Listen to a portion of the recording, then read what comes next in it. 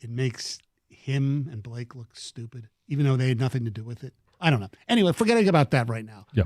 I think, and I have no intel. I think JJ's staying because I think he can make a decent amount of an NIL money and stay one more year. That's what I think, but who the hell knows? Yeah, what's your gut? Just a gut, no.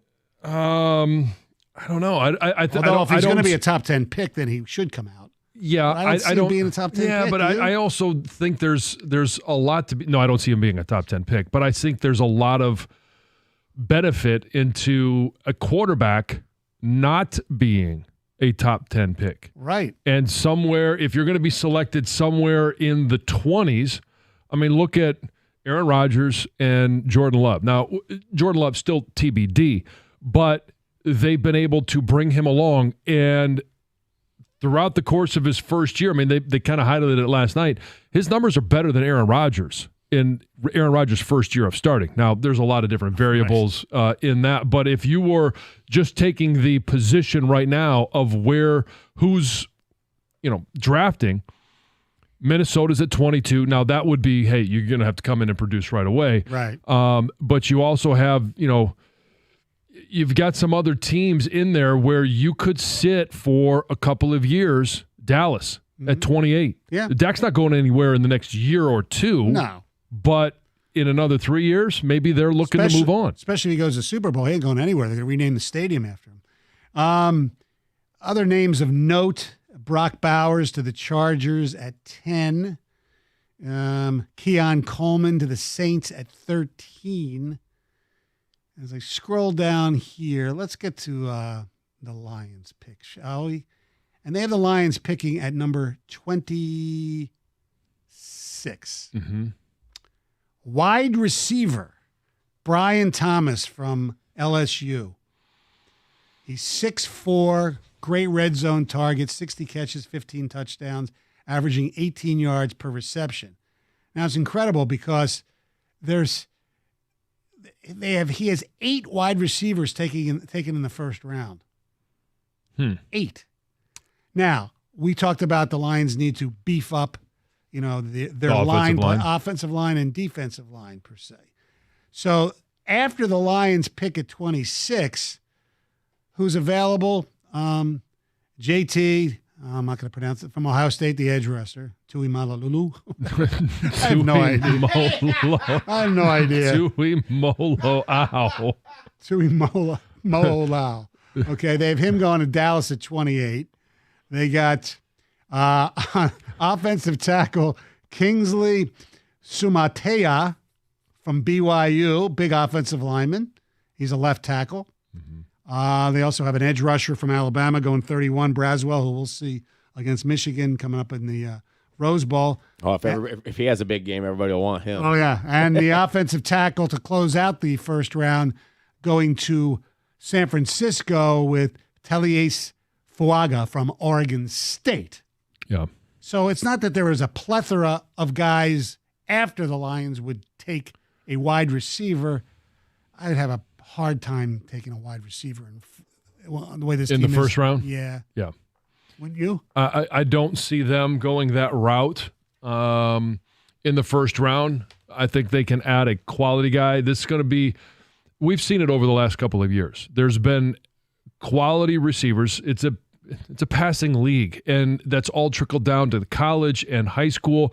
There's more receivers coming out that are ready to play in the NFL and can be impactful, and you don't have to take one in the first round, especially if you're not going to get a Marvin Harrison Jr., which they're not. Yeah. Then you can sit there and say, you know what, in the second round, third round, we can get some quality depth at receiver to go along with Amon-Ra St. Brown. Hopefully, J-Mo comes along. Mm-hmm. We get there. Yes. But yeah, I think you're going to, at some point, you're going to start moving on from some of these other guys like, Josh Reynolds. And Leaf is not really part of the passing game. No. And I wouldn't assume that DPJ is, I don't think is. No, he's not a long-term guy. No, not at all. Derek in Livonia, what's up?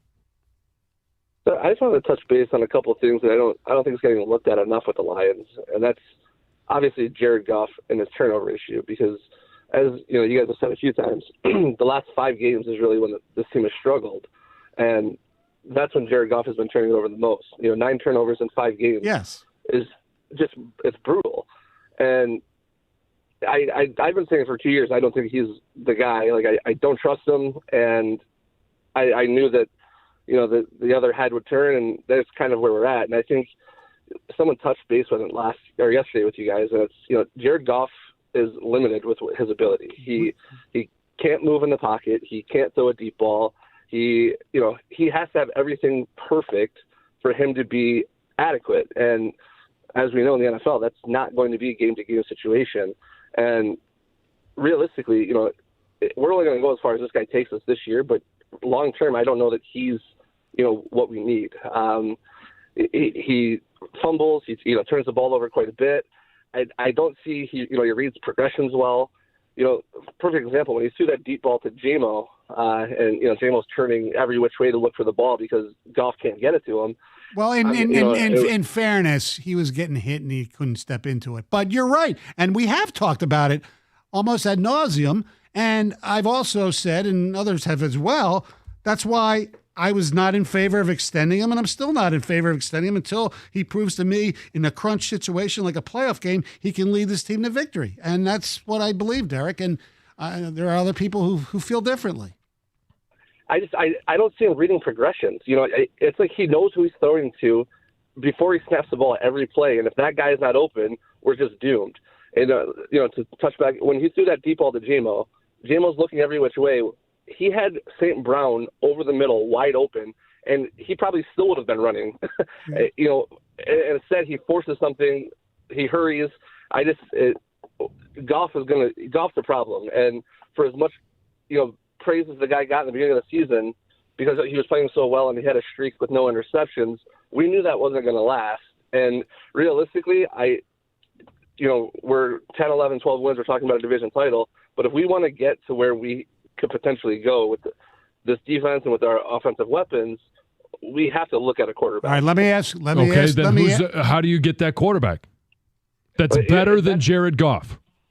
And that is the problem. But we either have to look to see who's available, whoever that may be, whether, depending on, we have to spend no matter where we look at to get a quarterback. Unless they think, and I'm not talking about now, that Hendon Hooker is the guy. Let me ask you a question, a hypothetical question, because we were almost going to do this today as a Twitter poll.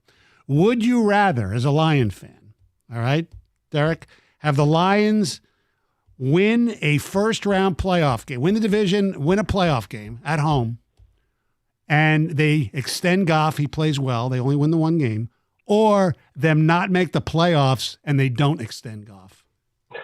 That's a brutal question. Of course. Obviously, I want my team to do well. Okay. No, and it's fair. It's fair. And it's a catch-22. I want them to win the division and go to the playoffs and win a playoff game, yes.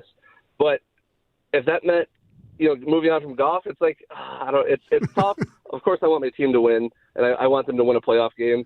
But I would like to see maybe even Hendon Hooker get a chance before we decide to extend this guy long term. Well, he's not going to get a chance in year. preseason next year. You're not going to get a chance this year. You know the last Lions QB to win a playoff game? Yes. Yeah, I mean, they didn't extend him. No, I know. He stayed around for a couple of years, Eric Kramer. Yes. And that's really not a fair way to even answer it. But I do think the caller's initial points about Goff are glaring. Yes, he's right. He looks a little more limited than I thought he was. Like, I think, John, you agree, the defense's approach to playing them have kind of all remained the same recently, and he looks rattled. He does look like he's having trouble getting to that second option, and some of that's the offensive line's fault. There's other times, though, where he gets him in the right play, and he does get through the progressions, and you get a third down conversion. It doesn't happen as much as it happens with other quarterbacks. But here's where the Lions do have a luxury. He's under contract for another year. They haven't extended him. They haven't committed any more funds or resources to that position. They also have the ability to franchise him. So they have control for the next 2 years. And yes, they could do a second franchise tag, but that becomes financially irresponsible. So they have time to answer that question. And that question will always be, all right, Goff is good. And there's not a lot of quarterbacks. There are quarterbacks that are as good. There are some that are better. But how do you go from Jared Goff and what he is? Some things he does well, and he has his limitations. But how do you secure a quarterback that is better at that position than Jared Goff? And they have 2 years to do that. Right. If you have somebody who you think is young and can develop, then you somehow part ways with Goff and go free agent for a year. And we talked in the bullpen area about one Mr. Kirk Cousins. You did? I didn't. Oh. We did. We did. Shooting that around a Yeah. little bit yesterday. Yeah. That if, this thing goes south here and it kind of becomes Right. evident that Goff isn't your guy, I think he's on trial here a little bit right now on how the season ends and what they do. I think he would probably be the number one guy you would blame if they don't somehow end up winning this division, if it goes that sideways. And we were talking and saying, look, he is a free agent, Kirk Cousins, and Okay. that would be the quick Band-Aid to move away. Right, for a I don't know year if you or two. could financially No. do that with the cap hit. And No, what I you know. got to- So that's the thing but you're basically trading one for another, and it's like for like. Like, how much better do you think Kirk Cousins is than Jared Goff? Jared Goff is under contract for next year. Right, I get now that. you're going to, break free from him, take a I don't know how much cap hit you're going to take, but then you're going to pay more because you're not going to get him for the same price as you're paying Jared Goff right now. Kirk Cousins didn't win the home playoff game last year. Jared Goff, I think, needs to win that. I agree. And he Yeah. separates himself from that. I just think he can't move at all. I don't know if there's ever been a bigger statue in the league. Well, I mean, Tom Brady was not very mobile, But Tom knew, especially could in that last maneuver Super Bowl run. Up, his hallmark thing was stepping up in the pocket. Right. Yeah. Goff Well, doesn't you do got to that. be able to step up. They don't have that ability right now. They don't have the protection for him to step up in the interior of that offensive line. 248-539-9797. Dan Campbell, 935. Guys, you ready to score a touchdown with the best Christmas gift you can find for somebody special? Maybe you'll be able to cross the goal line by getting her Pajamagrams, famous naturally nude pajamas. Naturally nude pajamas are soft and silky, better than lingerie with a curve-caressing fit. And here's the kicker, and John loves kickers. When you order naturally nude pajamas today, you'll get a free naturally nude nightie. That's a $75 savings on a very luxurious 2-in-1 complete holiday gift. Better yet, if you're like me and you can't wrap a present, you can even add packaging when you order today through pajamagram.com. Sometimes Guys, all you need is a bow. that's right. Guys, this is a holiday gift that is sure to make her happy. Give her the gift of PJs, and she might give you a great gift, too. Listen, we all know how good it feels. It does say ... Dot. There's 3 dots right there. Listen, we all know how good it I'm not feels ... supposed to read those. To win. I know. So why not win this Christmas? Go to pajamagram.com today for naturally nude pajamas before they sell out. That's pajamagram.com. And don't forget to tell them that Stoney sent you.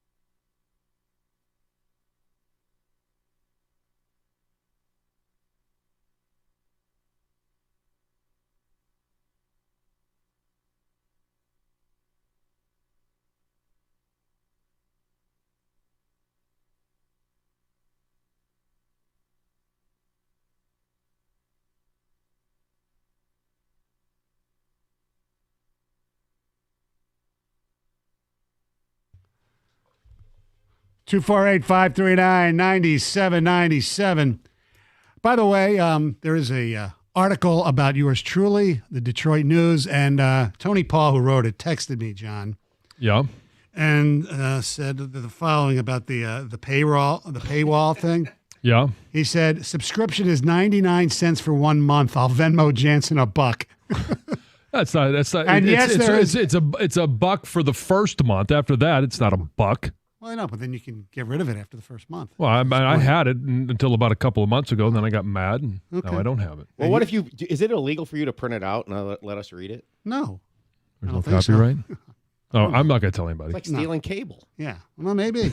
It's like sharing your Netflix account. Exactly. And he said, why don't you just give me your login? And he said, and you don't want to, I have no idea. I just have it on my here and my computer at home. On my phone, I can't get it because I forget the password. It's automatically in. You don't share your passwords on your devices? No, I would, but I forgot what they were. But you don't, you can save it to. It is saved, but I don't know what it is. It doesn't say. I just click on the Detroit News and boom, it's there. Yeah, but they have this thing called, you can. Okay, well, you'll every show time me after you the click show. on it, you'll show me after the show. Then. Why is he getting so upset about this? Yeah, no, you can tell no. the tone changed. Wow. Yeah. I mean, I don't remember all my passwords either. I do have an app where I keep them, but I don't want to always have to go back and find them. But when I click on a login, whether it's on the computer here, my phone, or my iPad, right. they auto load. I know, but what I'm saying is I just click on the Detroit News and it loads. It doesn't. I don't have to do a login. Is my point. I understand that. Okay. Do you think we could ruin his day if we went in and cleared search history? Oh my goodness! / delete cookies. Yes. Oh, and you know what cookies are still. Yes, I know what cookies. Yeah, you he'll be here February 16th. You toggle off the autofill password. Oh, you would totally ruin his day. Week, month. I have most of my passwords I have saved. This one I don't. And he says, as for the payroll, you'll be surprised it's well read. And yes, there's an option to listen to the article. Oh, terrific. It fits my schedule. Exactly. Fits my lifestyle. When you listen to it, is it narrated by the writer? That I don't know. That'd be great with Wojo. No, can you choose between a male voice or a female voice or accent, like you can on your phone? Oh, or on your car sometimes. It's great. Yeah, you get different accents. Oh, I know. My daughter used to love them. We used to have one with a British accent. Oh, yeah. Yeah, I don't want to punch that dude. Okay. Start talking to me with a British accent. So you told us this morning that this was like you met with him 3 months ago, and yes, you kind of forgot that this story was coming out, and I was the one that saw it on the website. Well, this morning. I knew it was coming out. I found out on Friday at Killers because Tony Paul said, can we send a photographer to the lodge to get some pictures of you for the article? I said, yeah, sure, I don't care. You and the fam and everybody? I don't know how many. There's pictures of me. It's mostly me and TJ. Yeah. And there's one. Yeah. So what else do we have coming? Are there other stories in the works? Not that I know of. No, 15. He could have done those interviews and he's just forgot about them. No, yeah. I would. It'll be a surprise. Can you imagine the wonderment and surprise that he has every day when he turns on his computer? Oh, look! I forgot. There I am. All right, enough of this crap. It's actually a movie coming out. DJ in South Lyon, you're a 97.1. A documentary. Hi. You're talking about news stories. Well, this is a story. How about Dan Campbell's passion? If the team had the passion that Dan Campbell has, he tries to get in there and get his guys on fire every week, every day. These guys are not playing the standard that they were playing in the first of the year. You had them, they were having fun. They're not having fun anymore. Goff looks like he's scared to death in the pocket. You've got them, they're running out of gas. Dan Campbell said a few weeks ago, they got to keep the pedal to the metal. These guys, they're not roaring, they got to roar. Well, they got to get tough. They got to be in there and they got to be ready. They're not getting them as ready as they need to be. There's a lot of other teams that are hungrier than these guys. Look at the Packers, what they did to us Thanksgiving. That's a joke. Did the Packers? There's no reason in the world that those guys should have beat us like that. Did the Packers have the roar last night? I didn't watch any football last night. I was so depressed from what happened Sunday. Well, they lost. The Packers lost to the Giants. Yeah, 4-18. Well, you know what? The Packers put it all out on the line Thanksgiving Day. So you can only roar once every month? Hey, DJ, They're not the Lions. DJ, the Lions roar. DJ, more importantly, Yes. roar for us. Roar! Thank Get you. me down on that field. I'll get them to win with us. All right.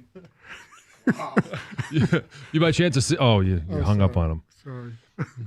I mean, now on Monday mornings when we play the Another One Bites the Dust, instead of having to listen to Stony roar, we've got our roar. That's right. That's our roar. Or meow. But he does the meow. Yeah. How's that go again? Meow. Yeah. Still makes my day. That was a great roar from DJ. That was a great roar. That was awesome. I was going to see if he was a season ticket holder. We need him at Ford Field. That was awesome. All right. Bob and Troy, what's up? Oh, bless you, TJ. I say everybody's blaming. Excuse me. Hold on. Hey, Bob. Yeah. TJ's not here. I thought that was the guy. Oh, TJ's the roarer. DJ. I thought you said yes. you said I thought we were making a TJ Lang reference. Yeah. Oh, I'm sorry. Bless you, DJ. Yes. Yeah. There we go. Yes. So I understand the golf stuff, a lot of turnovers, but you know who leads this? Who's second or probably tied with Goff in turnovers for this team? Nobody ever talks about it that much. Dan Campbell. During that Green Bay that DJ was talking about, it should have never happened against Green Bay. Well, fake punt on the 30. That was bad, Yeah. but most of his stuff has worked. Most of it. No, not anymore. It hasn't. Not lately. He's getting really. No, wait, hold on, Stoney. So that led to a turnover, touchdown, defense back on the field. Correct. That 4th and 10 Sunday was ridiculous, reckless. Defense is sitting there going, back on the field. Well, hold on 1 second on that one, because originally I would agree with you, but I believe, John, you can check it. I believe the ball was at the 35-yard line or 37-yard line in Chicago territory. It was out of field goal range. So personally, I agree. I would have punted. What ended up happening is he threw an interception. There was a penalty on the return, and they ended up getting better field position than if they probably would have punted into the end zone. I most of the time I say I don't understand why these punters don't punt on the end zone anyway, because you put it at the 25. Just like Sunday, somebody said Jack Fox, what a great punter.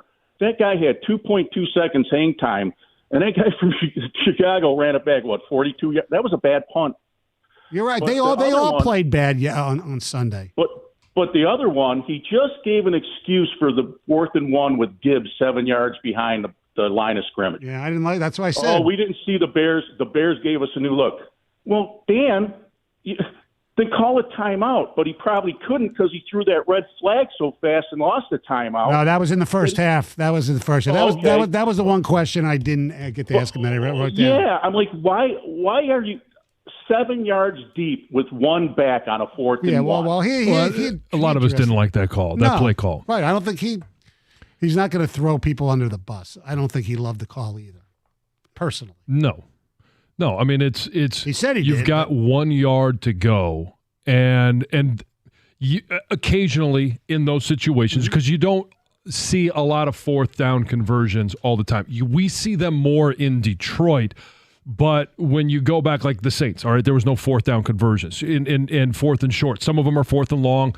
But when you get to 4th and 1, a team can present something that you haven't seen. It was some uniqueness with where the linebackers are. Maybe there's an extra guy in the box. A lot of different things. Personnel could be different as well. But when you have this is where you have the loss of Frank Ragnow at center, who's had a number of different reps with this offense, with this quarterback, and to be able to talk about that, make some calls in a split second where you don't have the luxury or the time to call a timeout. You go ahead and you run the play, and a guy like Frank Ragnow can make those adjustments. Yeah, absolutely. All right, our telephone number 248-539-9797. If you missed Dan Campbell before, he's coming up next. 97 won the ticket.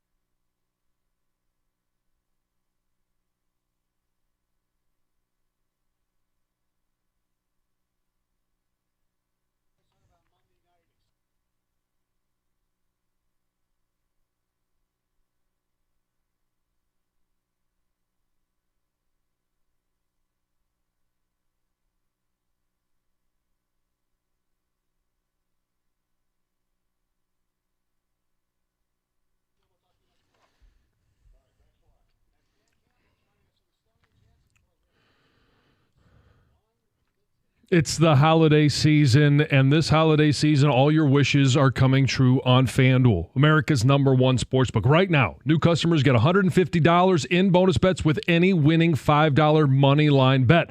That's $150 if your team wins. And if you've been thinking about joining FanDuel, there's no better time to get in on the action. The app is easy to use, so download it, explore. There's something for everyone. Even if you're new to sports betting, they've got something for you. There's a wide range of betting options, including spreads, player props, over-unders, and so much more. Visit FanDuel.com/Jansen and kick off the NFL season. That's FanDuel.com/Jansen. FanDuel is an official partner of the NFL.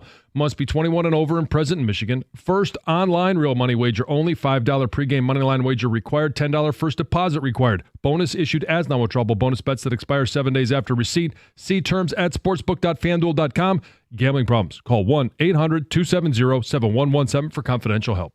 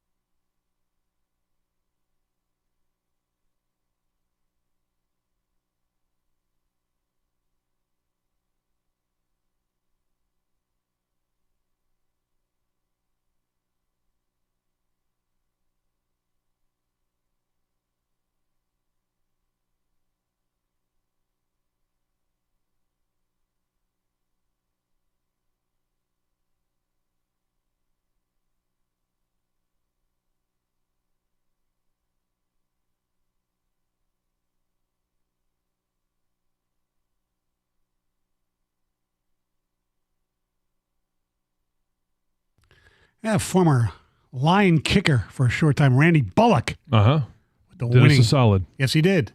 As the Giants beat the Packers. Unbelievable. I do want to go to the wall of sound here. We got two interesting sound bites from two coaches. Actually, one was actually talking about the other one last week. Rex Ryan was talking about how Belichick, the Patriot way is no longer and all that kind of stuff. Yeah. We'll start with Belichick. I like to save the best for the last. Mm-hmm. Belichick does a weekly call-in, just like what Dan Campbell does with us, with, I believe, our sister station in Boston. That's probably an enjoyable look ahead. Uh-huh. So, the Patriots are playing the Kansas City Chiefs this week in Foxborough, I believe. And so somebody who works at the station or one of their sister stations is a self-proclaimed Swiftie. So she thinks that because she's a Swiftie and Travis Kelce is playing, that maybe she can get tickets to the game on the off chance that Taylor Swift shows up.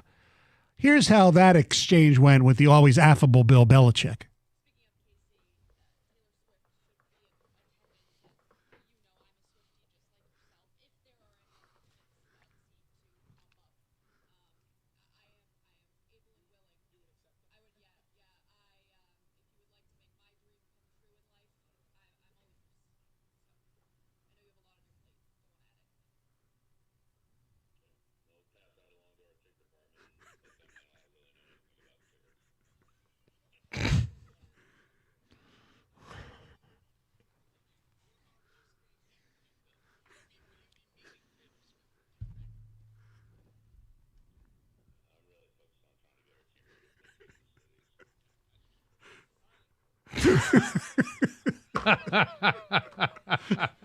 Dan Campbell thinks I ask awkward questions. Oh, man.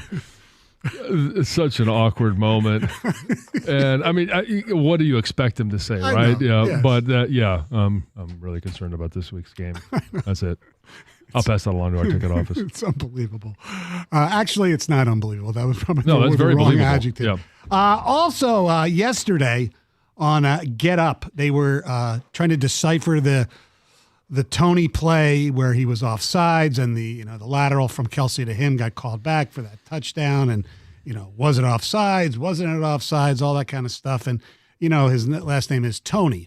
So Rex Ryan, and if you know any history of Rex Ryan, you will appreciate this exchange with Mike Greenberg and Ryan Clark.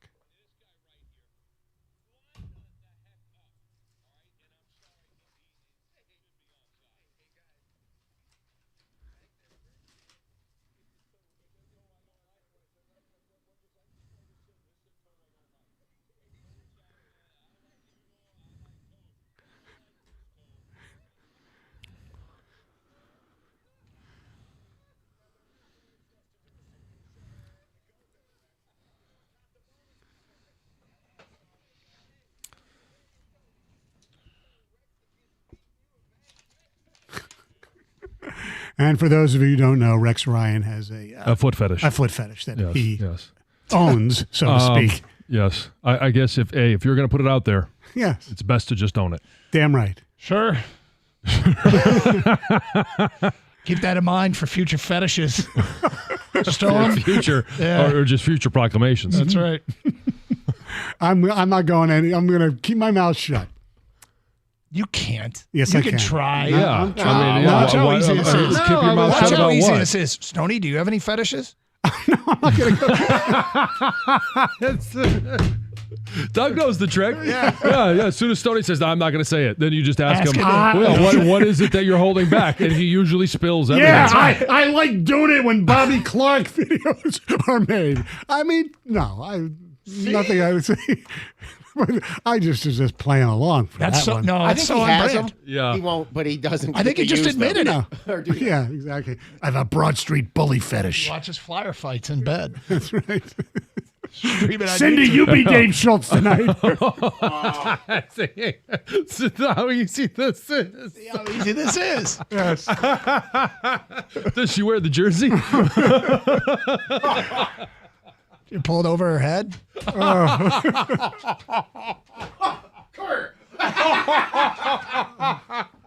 I lost one. I lost one of my favorite jerseys. Talking about the jersey.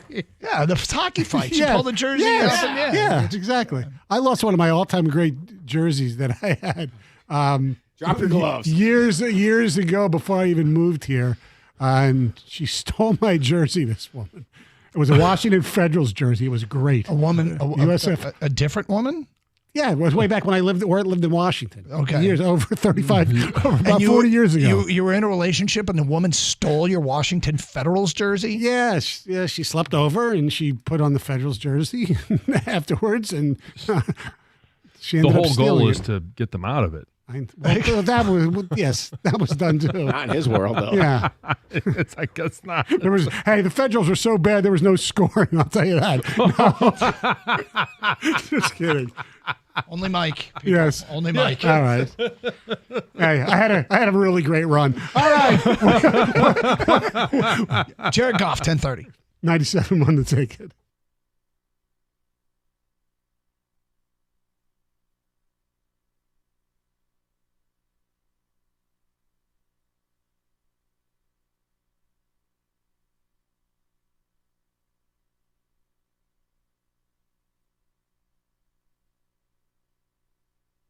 We're brought to you by National Benefit Plans. Next up for the 9-4 Lions, the 7-6 Denver Broncos coming to Ford Field Saturday night.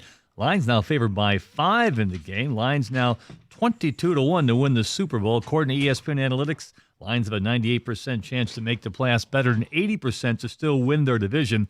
Packers helped them out a bit last night, losing to the G-Men 24-22. They remain 3 games back. Minnesota is 2. Minnesota has 2 games remaining with the Lions. Miami losing to Tennessee in a big upset last night, 28-27 down south.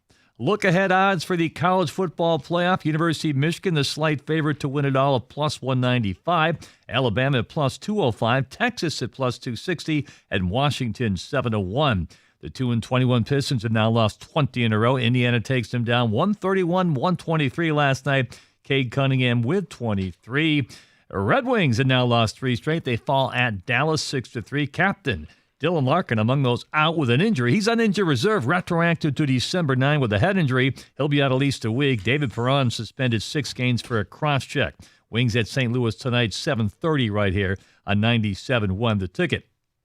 With last night's loss, by the way, the Pistons have dropped 20 straight, still 8 short of the NBA futility record of 28 straight losses. To put that in perspective, the Pistons' 20-game skid is just about 25% of their season, or tantamount to a 40-game losing streak by the Detroit Tigers. At the Ticket Update Desk, I'm Jeff Lesson. For more, 97.1 The Ticket or Odyssey.com.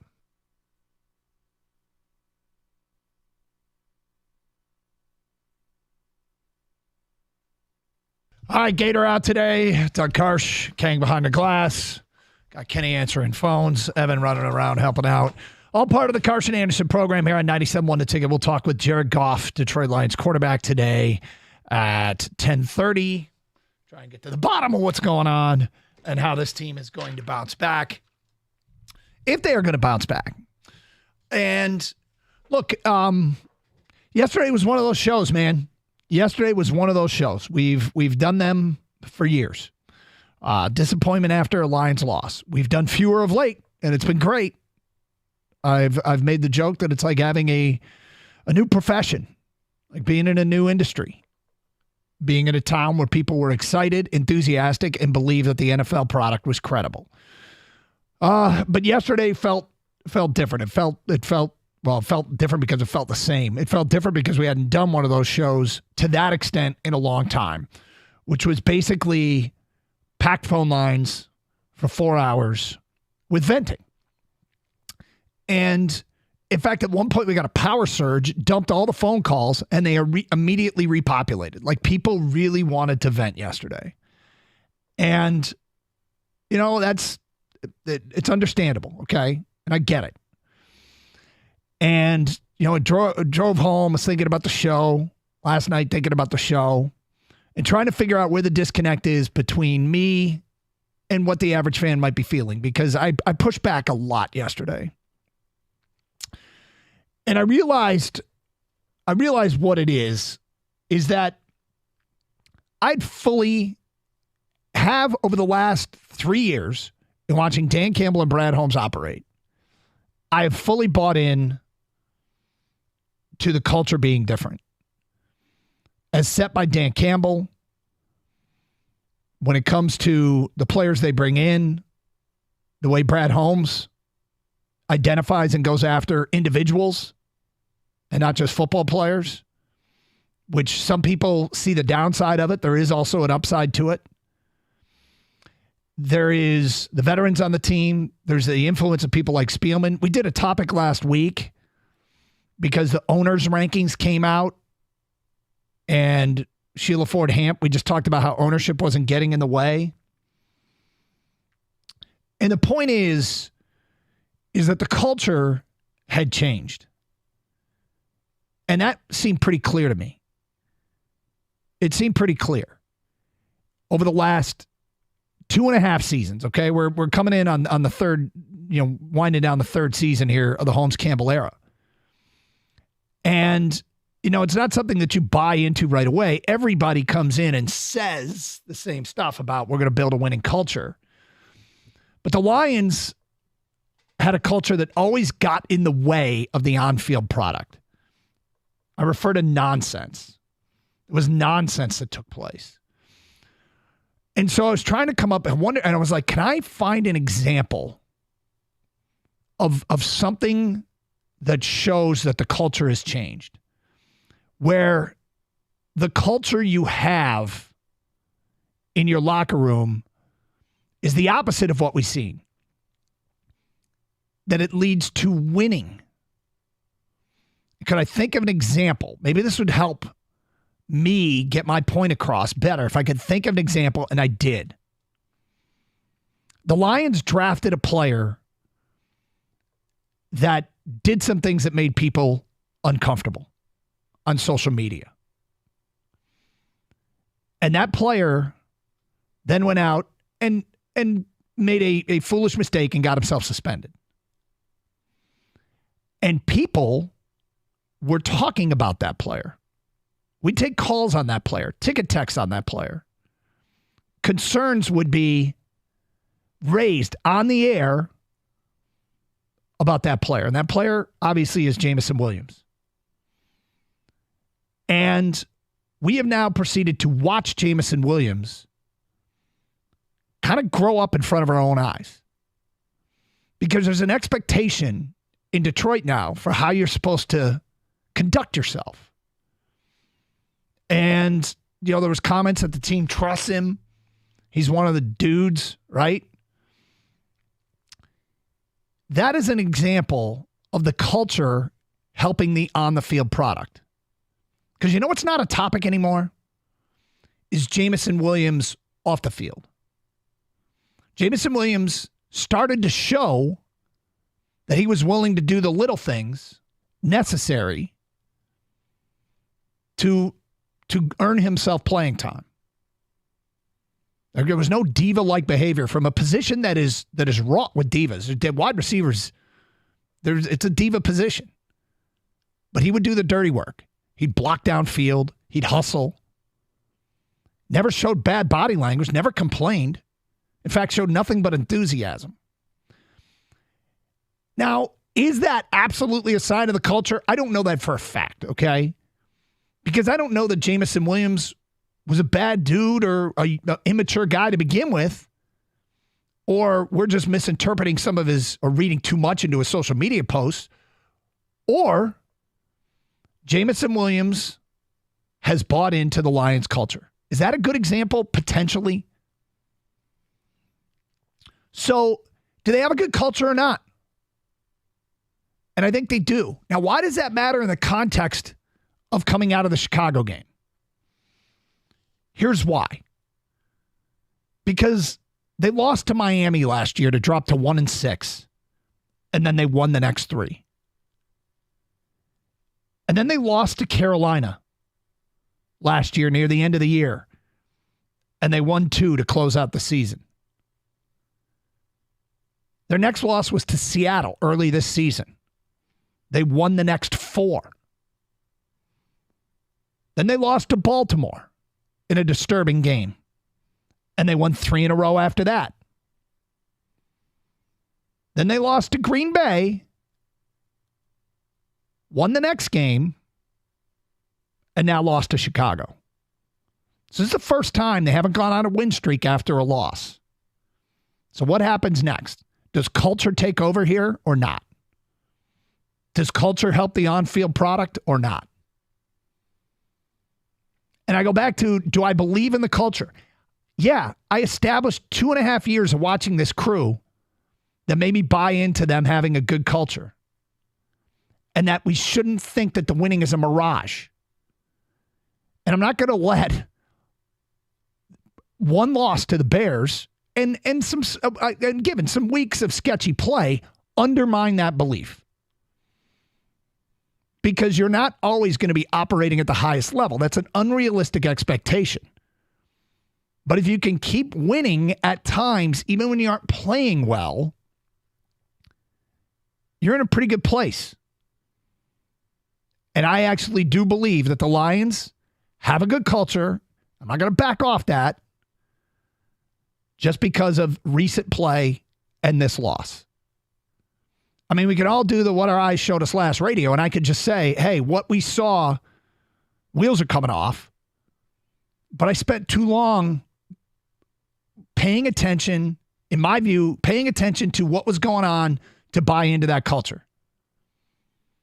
So that's why yesterday I was not panicked and I pushed back against people who were. Now, that's why I believe what I believe. And I know others have different opinions, and that's okay. 248-539-9797. We'll get to your phone calls and feedback coming up. Jared Goff will join us at 10:30, and I'll ask him directly about, the bouncing back and what level of crisis they feel like it is. It's a Lions quarterback today at 10:30. It's Carson Anderson, Gator Out today, 97.1 The Ticket.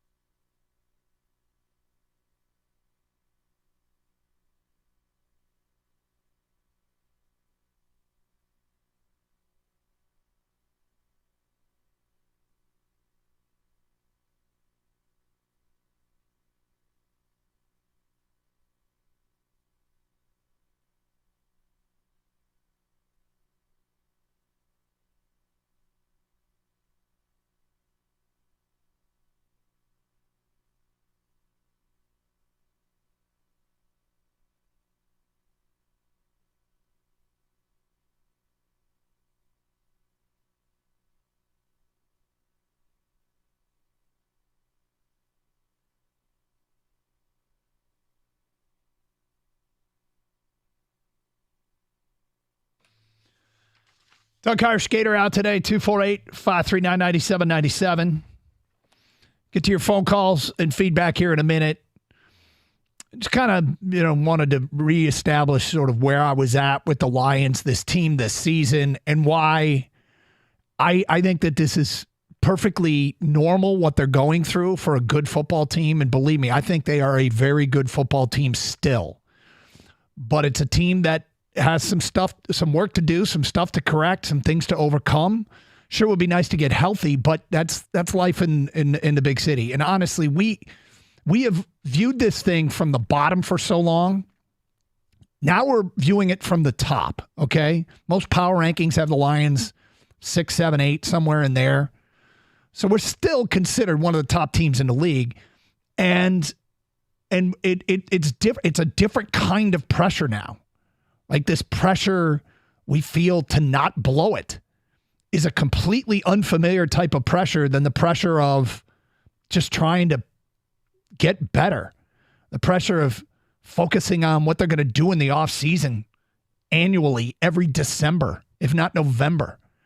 How they're going to get to the top is a different pressure than how are they going to stay there. They haven't even won a division yet, but I mean, they have been on top of this division basically all season long. And it's definitely a different type of pressure. How do you stay here? 248-539-9797. Let's get to your phone calls. We got a Mark here on 97 on the ticket. Hi, Mark.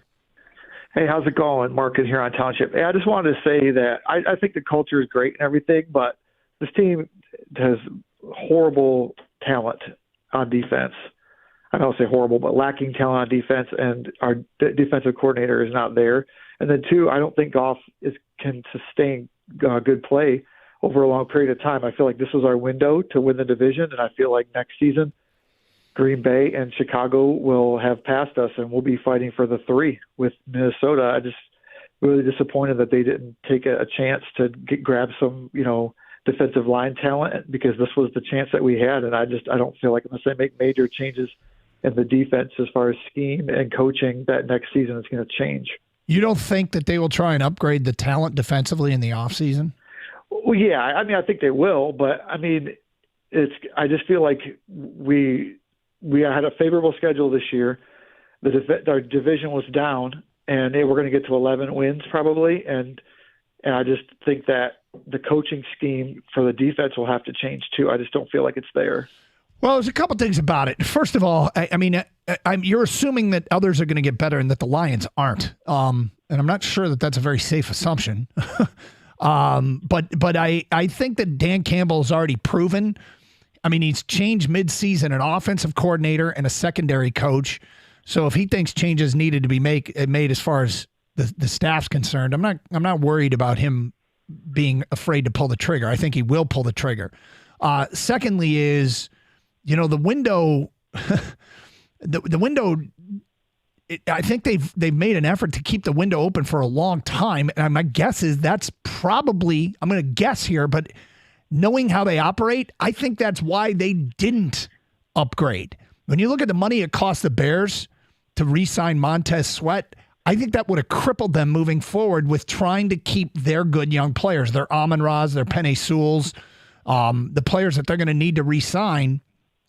And I think they did it to keep the window open long term.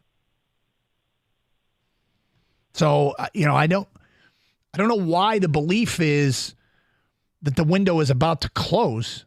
The belief, the reason that it's there, Doug, and it's because they're Lions fans. And I get it, to be honest with you. You sound like you're 100% on board with Brad Holmes, Dan Campbell, and this new culture, this new regime, right? Mm-hmm. I think if you really honestly polled Lions fans, I think most of them would not be at 100%. I think maybe some would be like 95%, the ones that really believe in this, and others, are 50% or less. But I think the confident ones are still at 95%. You know why they leave that 5% open or that 2% open? It's because they're Lions fans. Yeah. And they leave it open because of the history of the team. So like that last caller, I bet you he's scared because he's like, listen, we look pretty good this year. And so I think I want to make a move now because as much as you have to believe in a regime that builds for sustainability moving forward, they're not as confident moving forward because they don't know what's going to happen. They've been hurt so many times before. The window is closed on them so quickly that when they see an opportunity, they're like, we got to pounce now. So the thing about it is, though, am I wrong? Like, isn't it stand to reason that one of the reasons why they didn't go out and get one of these rental players that could help their defense is because they are trying to set this up for sustainability? Sure, but I think you can do both. You can.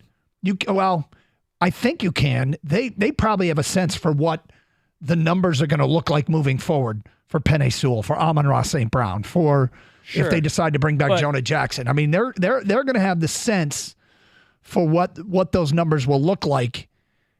And they probably had a sense for what Montez Sweat would cost, which was $25 million a year over 4 years. He got a huge deal. So maybe you take Montez Sweat off the board because of what you're talking about, Doug. Yep. Then you move on to the next guy, Chase Young, like say, for example. You don't have to sign Chase Young to a monster deal. You can give up that third-round pick, and you can still have your first-round pick, still have all the money left over for all the guys you mentioned. And that's what the Niners did because he didn't sign an expensive contract extension. No, but he might have told the Lions this is what it's going to cost, and he might have told the Niners this is what it's going to cost, and the Lions decided that they didn't want to make the trade, and the Niners decided that they would make the trade anyway. For whatever reason, they didn't get involved. They didn't get make involved. The trade. That's fine, but my point is they could have just said, well, we'll rent him for a third-round pick. I mean, maybe. Well, they could have said that, yes, and knowing that they would lose him at the end of the year, potentially, but 248-539-9797. Let's go to Gary next on 97.1 A Ticket. Hi, Gary. Gary, go ahead. Gary, you're obviously there. All righty. 248-539-9797. I also want to say this. I don't think the Lions are a great football team. I think they're very good. And I think they've been built to endure tough times. I mean, yesterday, we dealt with something that one day later probably feels almost irrelevant. The Packer threat level. The Packer threat level yesterday was high. And I kept saying they've won 3 in a row. And people look at their schedule. I don't know if they're going to lose again. They could run the table. And I said, well, they can. It might be favored in each one of those games. But the odds of going 8-0 to wrap up the season was a massive ask for this Packer team. And they started that stretch by not even going 1-0 and losing last night. And it's just, it's foolish to assume wins in the NFL. Now, it doesn't mean you don't take any threat seriously, but the people that thought the Packers were going to go 8-0 to wrap up the season, and think about that too. That's what it was going to take to catch Detroit based upon what they had done already this year. So the Packers drop a game to a 4-8 Giants team, and that threat level doesn't quite feel the same 24 hours later, does it? 248-539-9797. A lot of people want to talk. We'll get to your phone calls, and we also will talk with the quarterback, Jared Goff, coming up shortly. It's Carson Anderson, Gator Out Today, 97.1 The Ticket. Hey, guys. Are you ready to score a touchdown with the best Christmas gift for your special someone? Maybe you'll be able to cross the goal line by getting her Pajamagram's famous Naturally New pajamas. Naturally New pajamas are soft and silky, better than lingerie for a curve-caressing fit. And here's the kicker. When you order Naturally New pajamas today, you'll get a free Naturally Nude nightie. That's a $75 savings on a very luxurious 2-in-1 complete holiday gift. Better yet, if you're like me and you can't wrap a present, well, you get free gift packaging when you order today through pajamagram.com. Guys, this is a holiday gift that is sure to make her happy. Give her the gift of PJs, and she might give you a great gift too. Listen, we all know how good it feels to win, so why not win this Christmas? Go to pajamagram.com for Naturally New pajamas before they sell out. That's pajamagram.com, and don't forget to tell them Doug Karsh sent you.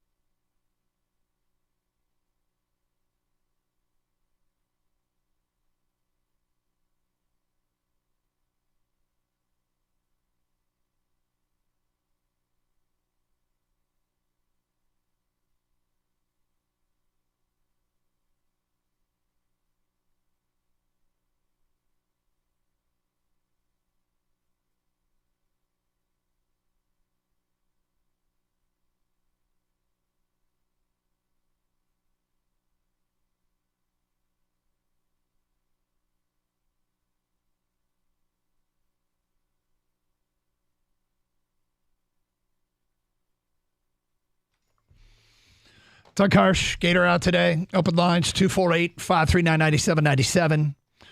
Great to be with you here on a Tuesday in Detroit as we approach Christmas, holiday season. Hope everybody has time with the family planned. Hope it's good for you and not too stressful. I'm starting to feel some Christmas stress. I just think every year I stress myself out every single year.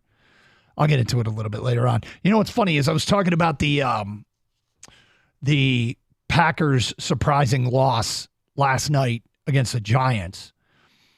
I mean, what Miami did was even more shocking in a lot of ways, given they were up 27-13. You know, it's funny because I gave up on that game, found out what happened this morning, and I watched the highlights. And I'm listening to Chris Fowler do play-by-play in the highlights as Tennessee, with 3.5 minutes to go, down 14 points, starts a drive. Fowler was doing play-by-play that kind of reflected the feeling in the game, that the game was over. And Tennessee very systematically and incredibly quickly caught up and took the lead. So I was channel flipping back and forth because the doubleheader with the Monday night, right? And Tennessee looked dead like the whole night, to be honest with you. And so I finished out the Packers game because that was a close game that came down to the last drive by both teams. Packers end up losing. And then I see the score because they have the score of the second Monday night game. Yeah. And just like I was watching, Tennessee look dead in the water. There was less than 3 minutes left. They're down 14. I didn't even watch it. I went to bed. And I wake up this morning just like you, and I find out they lose. And I find out 0 wins and 582 tries last night, before last night happened. The team down 14 or plus more with less than 3 minutes remaining. No team in the last 582 tries. No team has done it. And it happened last night. Okay, inside of 3 minutes to go. Down 14 plus. Down 14 or more. Teams were 0 and what? 582. So the weird thing is, all I did was go to YouTube and punch in the extended highlights. And it basically showed all the big plays in the last, I went right to the end and watched the big plays in the last 3.5 minutes of the game. It was incredibly systematic. And for a team that had showed very little pulse, I think the scary thing there is, if I was a Miami fan, is if I ever wanted to suspect that a team relaxed, I think that's what it might look like. I don't know that they did, but I think if a team relaxed what happened last night, it would look like that. And I don't cover that team. I'm not around that team. I have no idea. I don't want to be carelessly irresponsible and make that accusation from afar, but I think that's what it would look like. Here's another stat that might help Lions fans a little bit. The week we just had here in the NFL, after last night's games finished up, 8 underdogs won in Week 14. That's the most in any NFL week this season, according to Adam Schefter.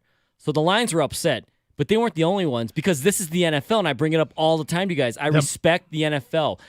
The Dolphins lost to a 4-win team at home. The Dolphins, one of the upper echelon teams we think that might make the Super Bowl, just took an L to the Titans, and they blew it in terrible, historic fashion, apparently. And then the Packers, who everyone was fearful of, just lost to DeVito, right? This guy's trending all over the place, and the Giants, they're terrible. So as concerned as I am about the Lions, it's not time to panic, because this does happen in the NFL. It does happen in the NFL. 248-539-9797. Let's go to Caitlin. You're on 97 on the ticket. Hi, Caitlin.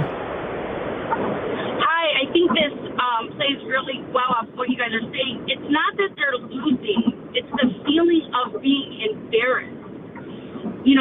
RG3 was saying this morning about point differential, and, Kansas City won the Super Bowl by 3 points. At the end of the day, it's just about the win. And the Lions are allowing other teams to help control their destiny. And we're, oh my God, Green Bay, please lose, when we just can't blow these teams out. And all of our losses have been embarrassing losses. And it's that feeling of, after you're embarrassed, of like, man, they just can't make these games tight. They're embarrassing losses. And that's what happened last night. Miami got embarrassed.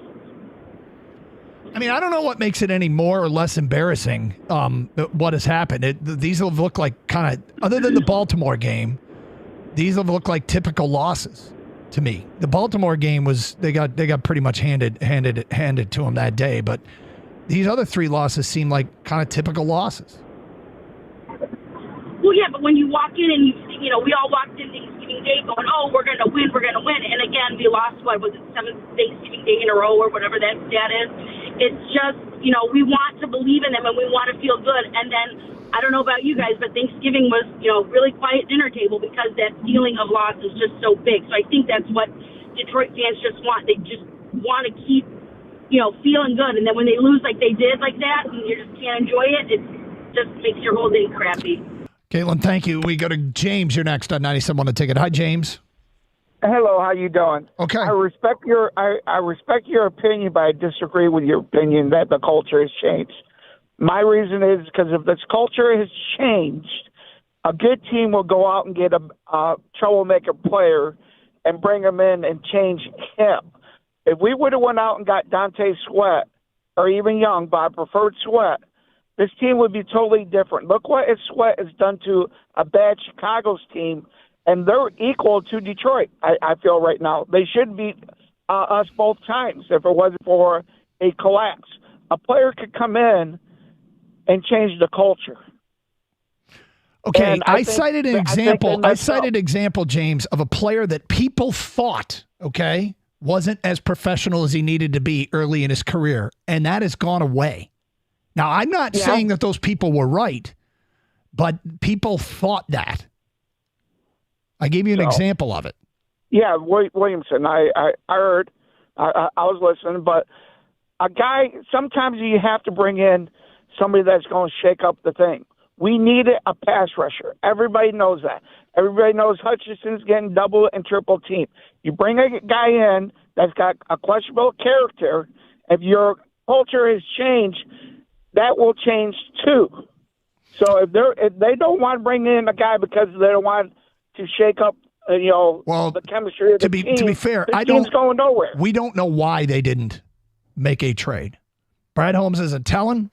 Brad Holmes says all the time, hey, the media does a great job, and with the information that's available, they do a great job. But as he's pointed out, the media, even they don't know everything. They know more than most, but they don't know everything. And it would be fascinating to have Brad Holmes come in, sit down in studio, and go in depth on the way it went down at the trade deadline, and go in depth at that time to explain. But he's probably not going to do that. So we're left to speculate on our own. All right, let's talk to the quarterback.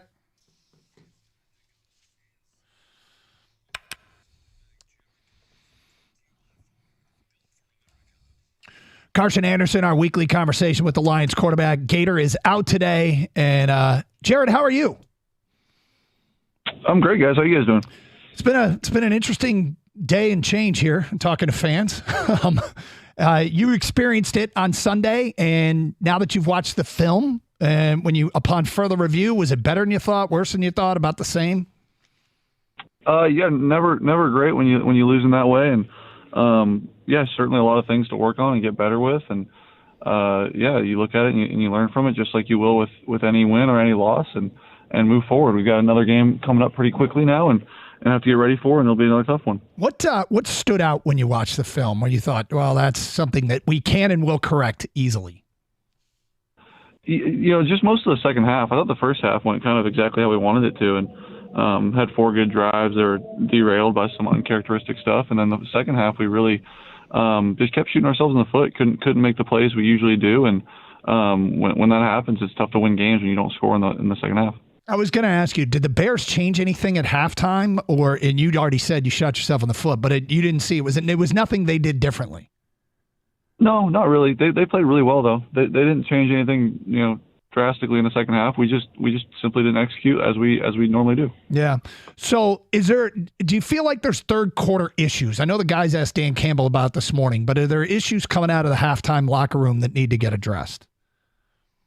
That's been a struggle area for us certainly this year, and it, ultimately, hasn't hurt us enough to, not have us have 9 wins right now. But yeah, it's been something that we've definitely talked about and focused on and want to emphasize. But I wish we could have an answer that why it happens or why it's been an Achilles heel for us, and we would fix it. But it's something that we're aware of and trying to stay on top of.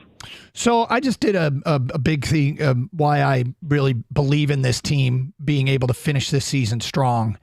And it's based on a big part of it is a different culture that we are seeing under Dan Campbell and Brad Holmes. I feel like you guys losing games and then going on winning streaks is an example of it.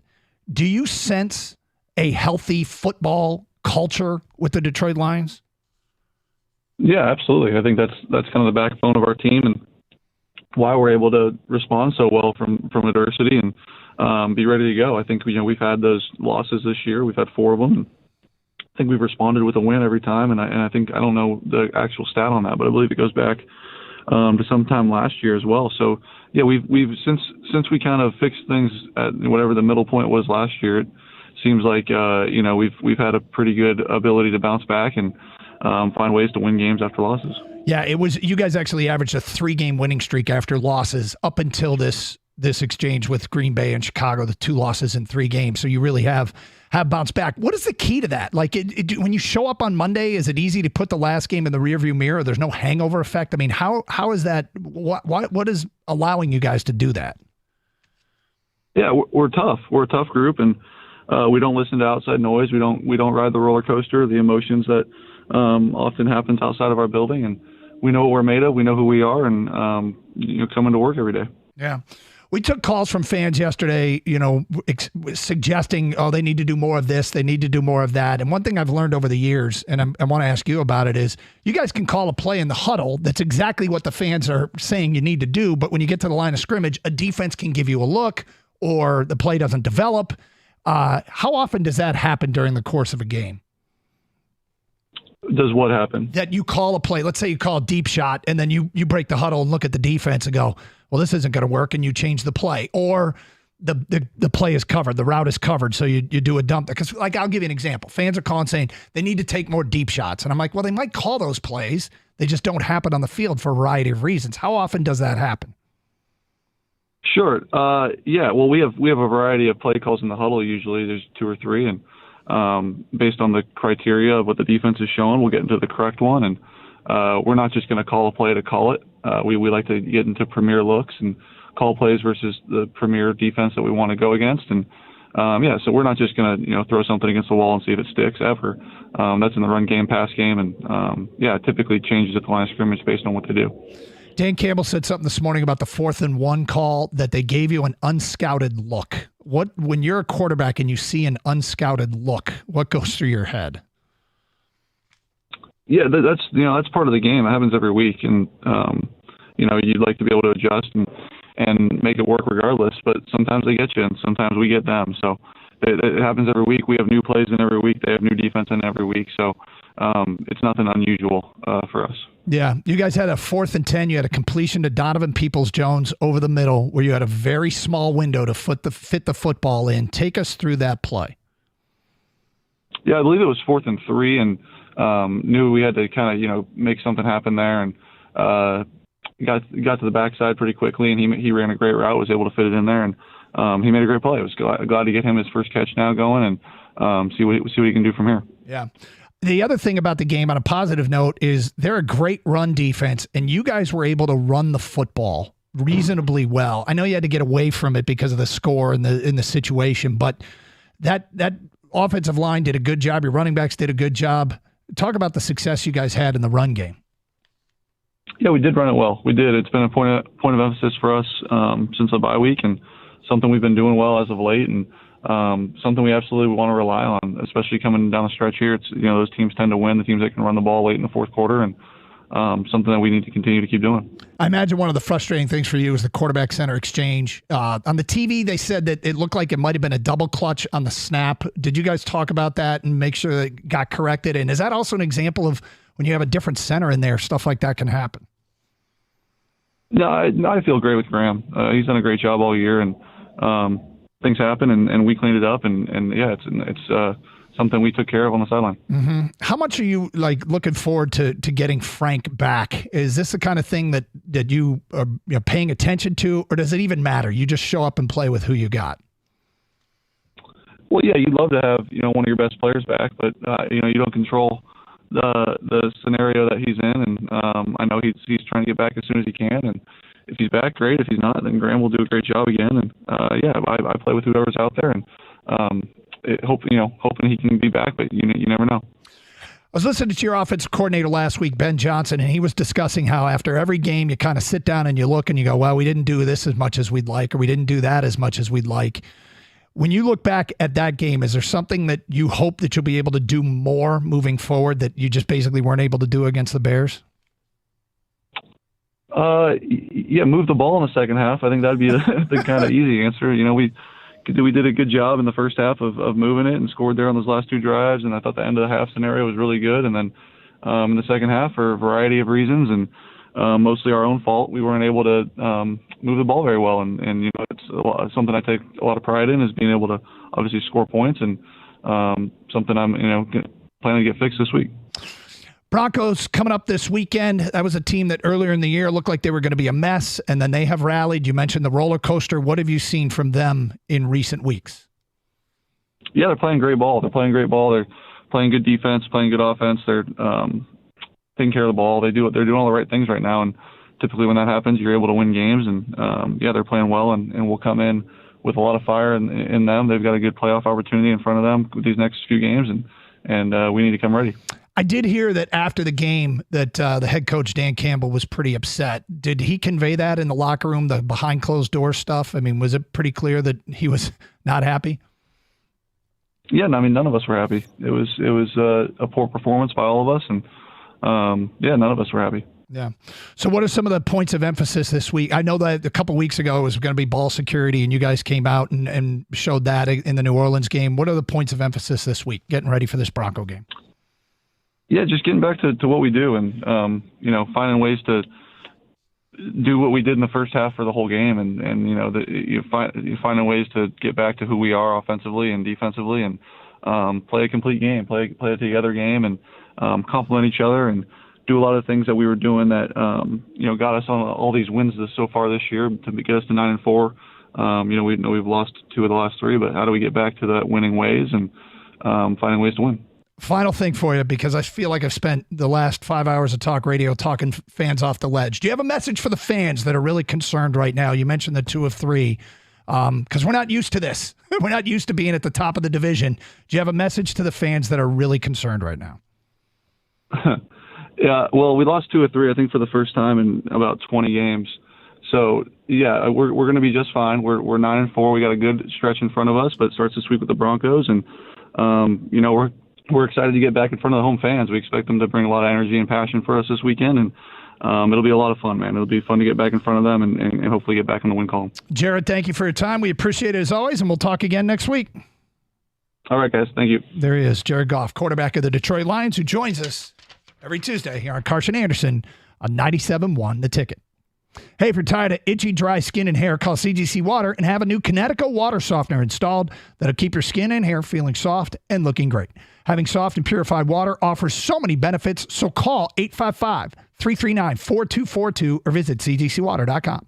Save up to $1,000 on a K5 drinking water system when you purchase a Connecticut Premier Softener. Special holiday financing options are available with approved credit. If you're not filtering your water, you're the filter. Don't be the filter. CGC Water Treatment and Plumbing, your authorized independent Connecticut dealer.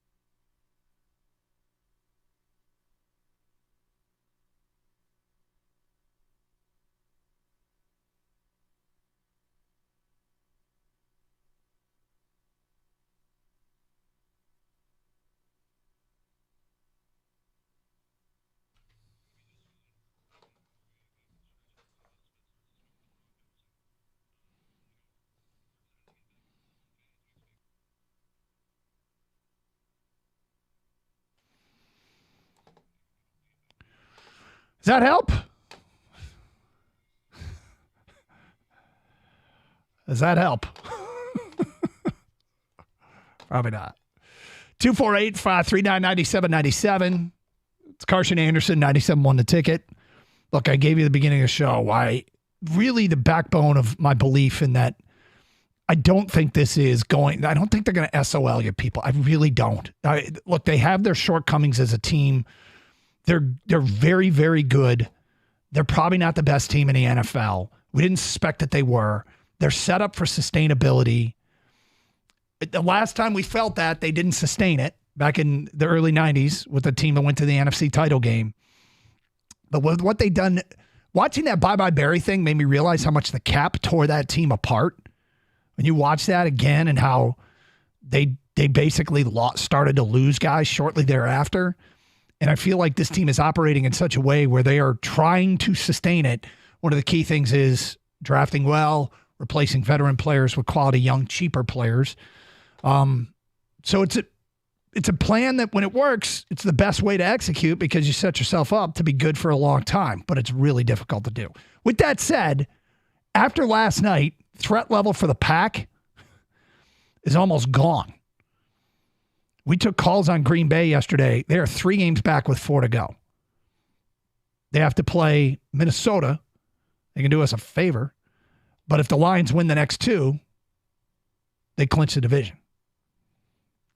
It's amazing a difference 24 hours makes. Now, the question is, even if they win some of these games, can they get back to the way they were playing? And Jared Goff kept bringing it up.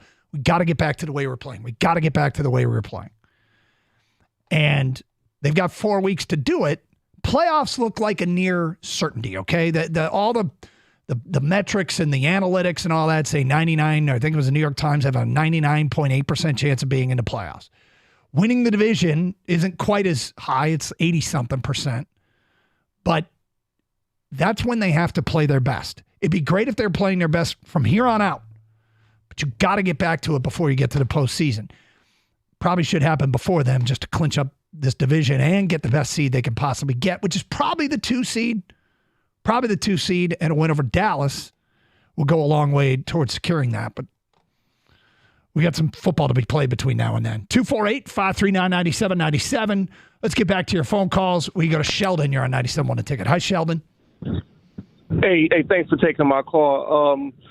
I got 2 big gripes I'm going to say real quick. One big gripe is against the fans and anybody who keeps saying that we should have got a pass rusher. I believe we should have got a pass rusher, but I 100% believe in an organization. I'm 47, in an organization that's 9-4 and not 4-9, that they have a plan and they vetted those guys. They knew what they were doing, and we do not know what we're doing as fans because we make our fan salary, our average salary that we make, and these dudes are making a big bucks, and they turned this team around. They've been drafting good. They've been getting good free agents. I believe in this team, and I don't believe that we should have got a player that we probably wouldn't have been able to re-sign or mess up the locker room. I just believe in these guys.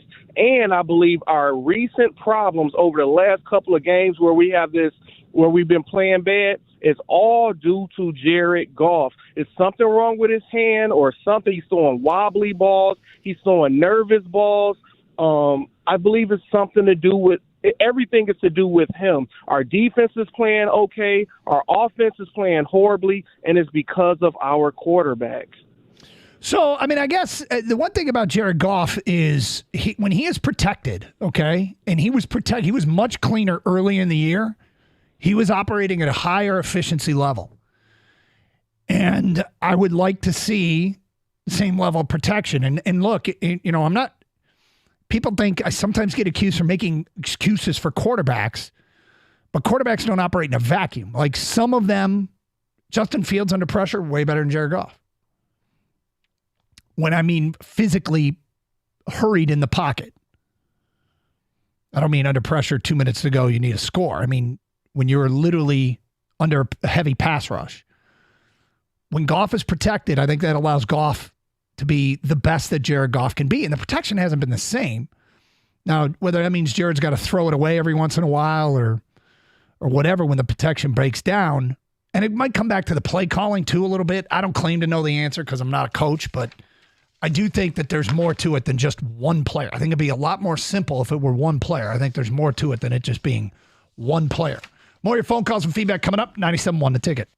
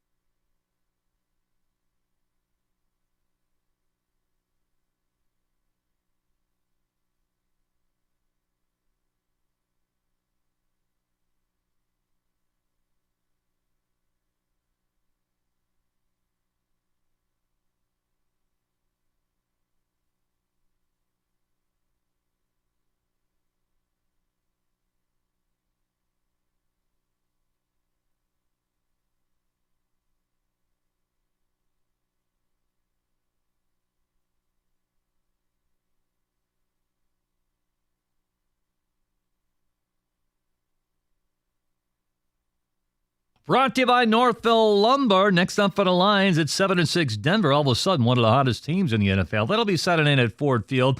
Lions now favored by 5. And before you panic, Lions still a 98% chance to make the playoffs according to ESPN Analytics and better than an 80% chance to win the division.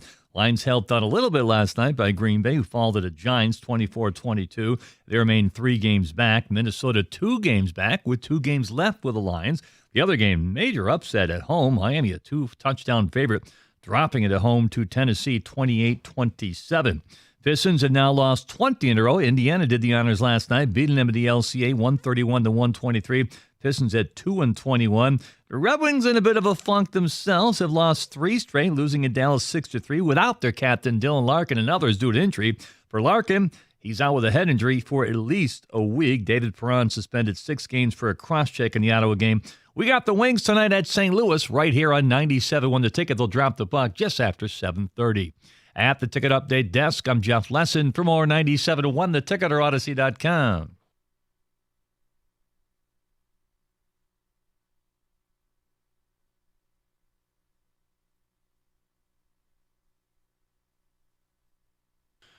Doug Hirsch, Gator out. Just spoke with Jared Goff. We got open lines, 248-539-9797. So, look, open the show with one of the reasons why I believe in this team, and it goes back to I don't think they got a bad culture anymore. And what I mean by that is I don't think that they get in their own way. I don't think there's as much nonsense. I think they get out of their football ability what they have. And that doesn't mean they win every game. And of course, in the NFL, you're going to lose a game or two that shocks you. And I think this past Sunday was one of them. Although losing on the road, I mean, look what happened to Green Bay last night to a 4-8 team. Not nearly as bad as what happened to Miami at home. But there are shocking losses in this league. And the Lions are not immune to that. And I think that's a good reminder if the Lions are not immune to it. The threat level yesterday for Green Bay was real. Between texts and calls, people were worried about Green Bay. And Green Bay went and lost on Monday night to the Giants. Now Green Bay's 3 games back with 4 to go. And by the way, Jordan Love didn't look like the best of Jordan Love. Which was a bit reassuring. I think whether people want to admit it or not, I think they're not as confident because of the history. Yeah, I know it's hard to separate it, and you really should, because Brad Holmes and Dan Campbell have nothing to do with Bob Quinn and Martin Mayhew and Matt Millen. He doesn't. But as a fan, we have lived through it. We have seen it. So when there's any possible collapse coming, some people are going to start to panic because they've seen it before, and they have not been rewarded with sustainability and with longevity, because they've seen maybe one good year and then it just goes back to where it was, right the following year. And so I think they're worried when they see a loss like this, even though it happens to every team in the NFL. Yeah. Or a bad stretch. Your point that Brad Holmes and Dan Campbell have nothing to do with, Matt Millen and Bob Quinn and any of that stuff, that has changed. We haven't. We're the same people. Exactly. We're still here. We're still here. And so getting used to this, I'm just, you know what I'm doing? I'm analyzing and thinking about and talking about the Lions as if there was no history. Because I don't think the history matters in terms of what's happening on the field on Sundays. It matters to us. It doesn't and shouldn't matter to the organization itself. That's a healthy way of looking at it, Doug. You are, I think more people should think like you, but the rest of us have been in bad relationships after bad relationship. So when something good comes along, we're not sure if this is going to last because we've only dealt with bad relationships. You're giving everyone a chance, a new, whoever you're seeing next, brand new start, right? Yep, I believe in love. We can't stop thinking. I'm giving love a chance. Maybe it's those pajamagrams. I don't know. But for the rest of us, we've been hurt so many times that if we see a flaw, we're like, uh-oh. We've been hurt before. It's happening again, right? Yep. No, I hear you. 248-539-9797. Let's get back to the people. We go to Nick. You're next on 97.1 The Ticket. What's up, Nick? Hey, guys. So I got a couple of quick points. One, it's, every week it seems like MCDC is up at the podium saying that we're not being disciplined. We're not staying in our lanes. We got stuff to clean up. I don't know how many times I've heard him say, we got to clean this stuff up. I mean, it almost seems like he says it every week for like the past 6 weeks. And that's my first point. The second point is, this is not the same Lions team as last year. Last year, you can argue we were less talented, but we were chippier. We were more disciplined. We seemed to not take as many penalties and just played overall better.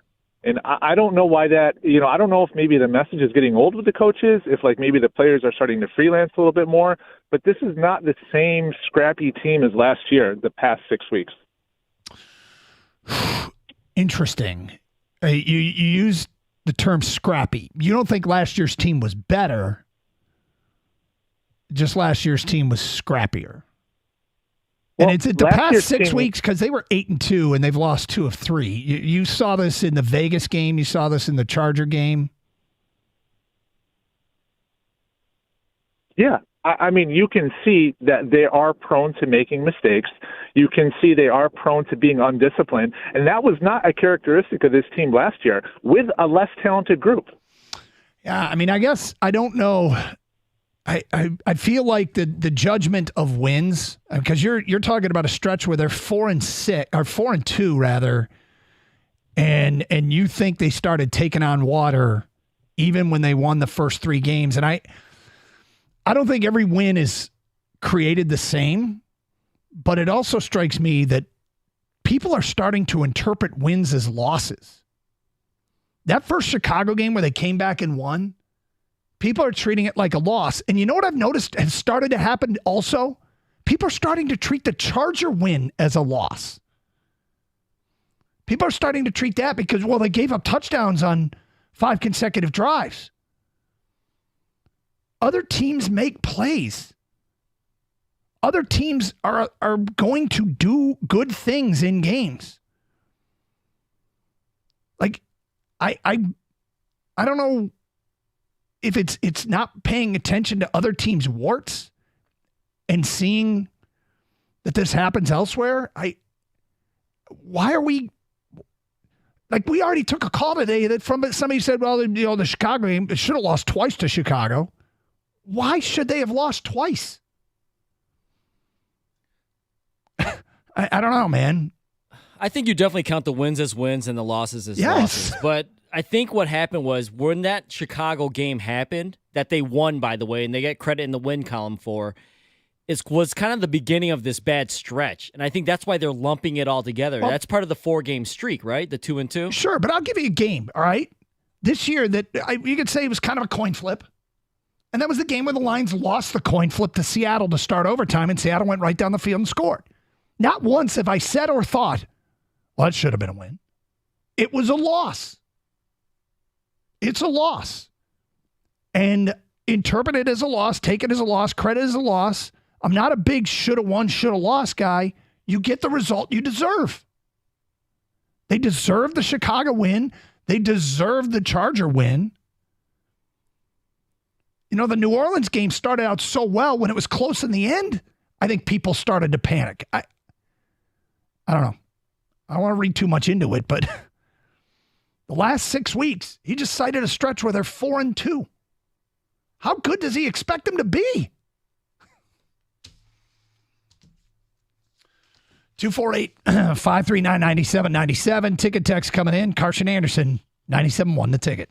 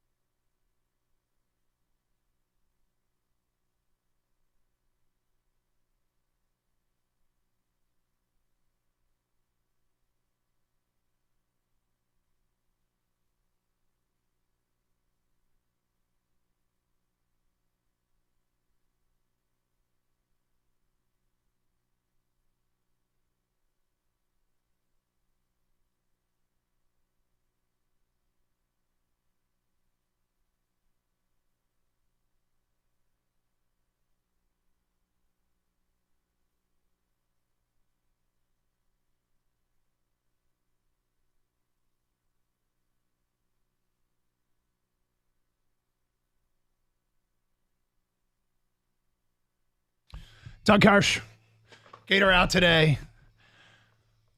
I'm going to read 2 texts. JD writes in the beginning of the year, some people were saying it was a good thing we racked up so many wins early so we can afford a stinker later in the season. Now that a stinker has happened, people are panicking. We are built for this, people. RELAX. That's from JD. Here's another one. It's from an unnamed texter. Amazing. We had superior draft position for 3 years, and we are set for the future.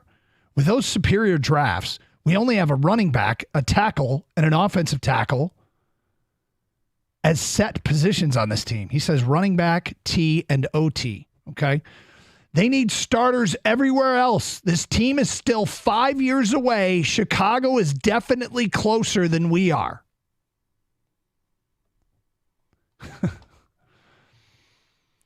I could listen to an argument that Chicago is closer than they appear. I could listen to an argument that Chicago, while a 5-8 football team, is trending in the right direction. I could listen to an argument that the Lions are going to have to deal with Chicago. But when you say Chicago is, quote, definitely closer than we are, that's where you lose me. That's where you lose me. I bet this text yesterday would have said Chicago and Green Bay are definitely closer than we are. 248-539-9797. Let's go to Tim. You're on 97. Want to take it. Hi, Tim. Hi, Doug. How are you? I'm okay. Okay. Hey, I haven't heard much talk about this, but Jared Goff, in my opinion, is one of the old school quarterbacks, of which there's probably 3 or 4 teams in the NFL that have a pocket passer who cannot move much. Even Stafford can move more than Jared Goff. Would it be reasonable, and I think it is, that we play Goff this year and maybe into next year, depending, and then turn to Hendon Hooker? Instead of paying Goff $50 million a year, we can use that money to get other players and boost our team even more. All right, so there's a couple things. I mean, there are some immobile quarterbacks that have had a ton of success and continue to have success. So I don't have a problem with Goff's lack of mobility. It'd be awesome if he were more mobile. He isn't, but I think you can win with him. You gotta provide him the things he needs, and one of them is great protection, which hasn't been the case in recent weeks. And if you can't provide him with that, then maybe you should go another direction. Hendon Hooker would have to prove a ton. Hendon Hooker would have to prove a ton for me to feel comfortable with doing what you suggest between now and then. And I guess you don't have to make this decision right away. And they might take it in next year, and they could always franchise Goff a year, even maybe 2. But they don't have to make that decision now. Well, the other thing about him, I'm not sure he can throw it far enough to use a weapon of Jameson Williams. He needs to throw it further. Okay, I mean, we did this exact same call yesterday, and I'll say the exact same thing. As long as the offense is scoring, I don't care. Like, it'd be great to get the most out of every single player. But for most part, they haven't had much of Jameson Williams, and they've still had a top 5 offense in the NFL the last 2 seasons. So, I don't replace the quarterback on a top 5 offense because he might not be able to utilize one of their weapons to its most effectiveness. In fact, it's missing sort of the point of why they play the games, which is to win. I'll give you an example. We've spent the last 3 Bear games with people leading up to this one, people losing sleep about the Lions' inability to slow down Justin Fields on the ground. And they won all 3. This was by far his least amount of rushing yards against the Lions the last 3 games, and it's the first one that they've won. So the minutia and the things that we see that we worry about are all things that can't trump the winning and the losing. So, yeah, I'm not even ready to grant that they're not going to hook up on deep balls, okay? I'm not ready to grant that as a fact. But if we did, and still have a top 5 offense, would I get rid of Jared Goff because he can't throw the deep ball to Jamison Williams? When they have a top 5 offense, they're 9-4. And really, over the course of the season, the problem hasn't been the offense. It was this most recent game. It's really been the defense. I mean, I like the addition of Hendon Hooker, and I think it's an interesting possibility. But what you just suggested, do you know how much Hendon Hooker would have to prove between now and then before I would say it would make the most sense? I mean, some people want to do it now, so. That's crazy talk to do it now. I mean, they're 9-4. Well, they we got a Teddy Bridgewater call yesterday. That would make more sense than Hendon Hooker, though, right? Would you agree with that? I mean, Hendon Hooker is literally coming off a season-ending injury. He hasn't played football in 12 months. Yeah. And he just got activated to practice? To be fair, that's not what the caller said. Some people are ready to make that commitment now. Yeah, He actually kind of was ready to make that commitment now. I'm not even ready to talk about Hendon Hooker in next year. I'm worried about this year and Jared Goff. Now, if you get to a point where the team is really good and you think literally the only thing holding you back is maybe an upgrade in play of quarterback, going to Hendon Hooker would be a leap of faith. It's not like you have, it's been done before, but he has literally shown nothing. You just mentioned he's got to show you something, and you guys just practicing. I mean, at least with Mahomes, he started the last couple of games with the Chiefs before they went on from Alex Smith. When the Rams traded for Stafford, Stafford obviously had a resume in this league, so you don't just go to a third-round pick without knowing what you have. I mean, even Jordan Love was a first-round pick when the Packers went to him, but he had been on the bench for, 3 years? So I'm not ready to have that Hendon Hooker talk. I think you deal with, you have Jared Goff right now. By the way, they're 9-4. Mm-hmm. You try to improve on what you have right now, and I think you cross that bridge maybe at the end of the year or even at the end of next year because he's still under contract for another year. Let's go to Martin. You're next on 97.1. Hi, Martin. I almost had to go, man. My client just showed up, man. What up, my boy? Hey, how you doing, Martin? Good, man. I was in the hospital a couple weeks ago, so I couldn't call you guys. Are you okay? I had like a mini stroke, man. Oh, well, that sucks. Too young, bro, to have it. You know what I mean? Smoking and all that, vaping. Well, let's start with this. How are you doing? Are you doing well now? I'm doing great. Okay, yeah, good. I'm doing great. You changing anything? Yeah, I quit smoking cigarettes and vaping, man. All right, it's not good. worth it. Good for you. Hang in there, My man. boy is 9-4, man. What are these guys saying? What are they saying, bro? All this hate. Like, we're 9-4, man. If you don't like it, keep it moving. You know what I'm saying? We're winning the next 4. We're favored by 5, Denver. I'll be there for sure. Saturday night, I'll be there. Did you say you were going to the Chicago game? I was trying to, man. Yeah. How do you know? Who told you? Didn't you say you were going? I think you might I have was trying to go. told us. But I'm like, I'd rather just wait till Denver. Okay, gotcha. So I didn't end up going. All right. 9-4, dog. Like, come on. What are these guys? I know. We win the next 4, man. It's over. Well, I mean, they win 2, and the next 2 they clinch the division. So that's all that matters, man. The next 2, and they're easy games. We're favored. Well, hold on. They're not that easy. I know. Now you're making a bit of a mistake. Detroit versus everybody, dog. I miss you guys, bro. Hope you guys been good. Have a good Christmas. You too. Everything. Glad you're back. Stay healthy, Martin.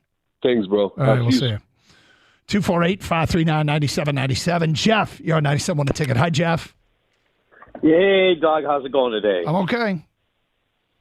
Start off with the first question to you. Yep.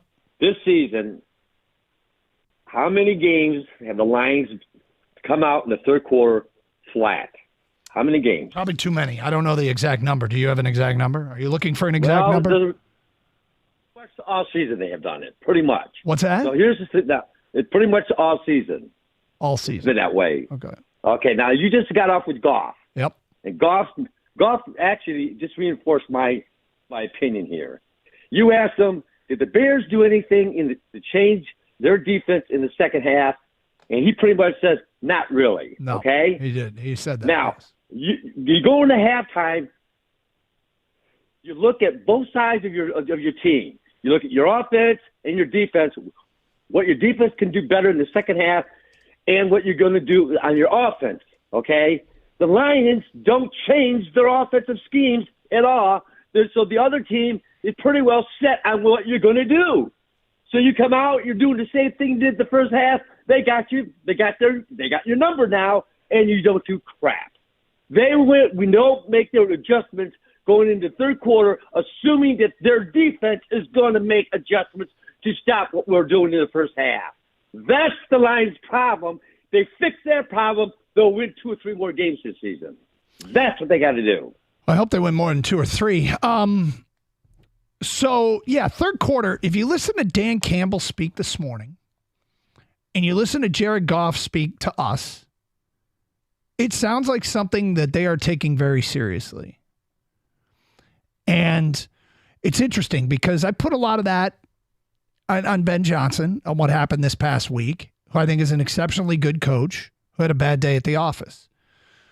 But if you look at, Vegas, come out of halftime, Vegas, Detroit, they both score 7 points in the third quarter. Chargers both score 7 points in the third quarter. Chicago outscores them 10-0 in the third quarter. Lions outscored Green Bay 8-6 in the third quarter. New Orleans outscored Detroit 14-3 in the third quarter. Chicago outscored Detroit 9-0 in the third quarter. That's over the last 6 games. That's a concerning trend. And so I think that they are taking it very seriously. If you listen to Goff, a little bit read between the lines, and Dan Campbell this morning, and a few weeks ago they addressed ball security. Look, the fumbled snap. I'm gonna probably sound like I'm making excuses, but it's a backup center in there. These things can happen. They didn't have ball security issues against New Orleans, and the 2 interceptions. They're 4th down, and you're trying to make a play. So I'd rather have you throw a ball up for grabs that gets picked than take a sack on 4th down. So I didn't find last week's 3 turnovers to be as disturbing as the number 3 looks. But they do need to cut down on those, and they need to do better in the third quarter. I do not disagree with that. 248-539-9797. More of your phone calls and feedback coming up. It's Carson Anderson, 97.1, The Ticket.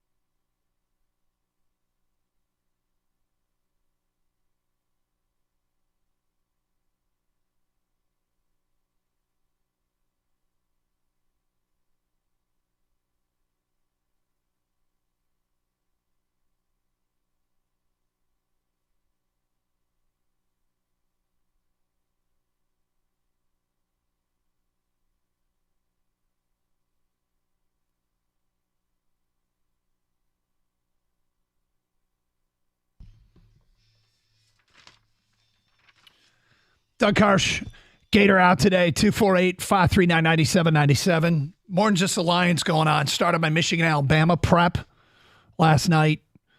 Watched 5 quarters of Alabama football. Built my board. Getting ready for that one. What are their tendencies, Doug? Well, they've started to incorporate a few more guys, skill position players. 19 might be a problem. They move them all over, use them in the jet sweep game, bring them out of the backfield. Defensively, they're very good. This just in. They have 5 all-SEC first-team performers. And Jalen Milroe, I think they've taken a little bit off his plate. And as they did that, his play got better, and he's playing at a high level, at a very, very high level. Do we have stuff in the bucket? Did someone used to play lacrosse, middle school, So this is JV good. sports? I don't know whose grandfather's related to. Right. I got down the wormhole. Tommy Reese, who is the play caller, offensive coordinator for Alabama. The Tommy Reese. Yeah, Was he at Notre Dame? He was a quarterback at Notre Dame. He went 1-3 in his career as a player against Michigan. Completely irrelevant information, there but we I go. looked it up. He was, in the night game, he was quarterback for Notre Dame then. I don't know if he played in that game. I have to go back and look up his stats. But he was on the roster then. He came in relief in one of their games. And Nick Saban, how about this? Nick Saban has faced the number 1 team in the country in his career, okay, when he's at Alabama or just as LSU or Michigan State. First time he was at Michigan State, they played Nebraska. Nebraska was number 1. They lost like 55-17 or something. Since then, Nick Saban has played the number 1 team in the country 11 times. His record in those games, because Michigan's obviously number 1 right now, is 9-2. So when Alabama's not number 1, but they're playing number 1, 9-2. And my research is showing me that they could be the first team in the history of college football to win back-to-back games against the number 1 team in the country in the same season. Because they beat Georgia, who was number 1, and the new number 1 is Michigan. Yep. I'm trying to think, is this incredible or not? I don't know. Yeah, how possible, how many opportunities? So there's weird stuff like teams have played, like Michigan back in 1984 played number 1 BYU in the Holiday Bowl and lost.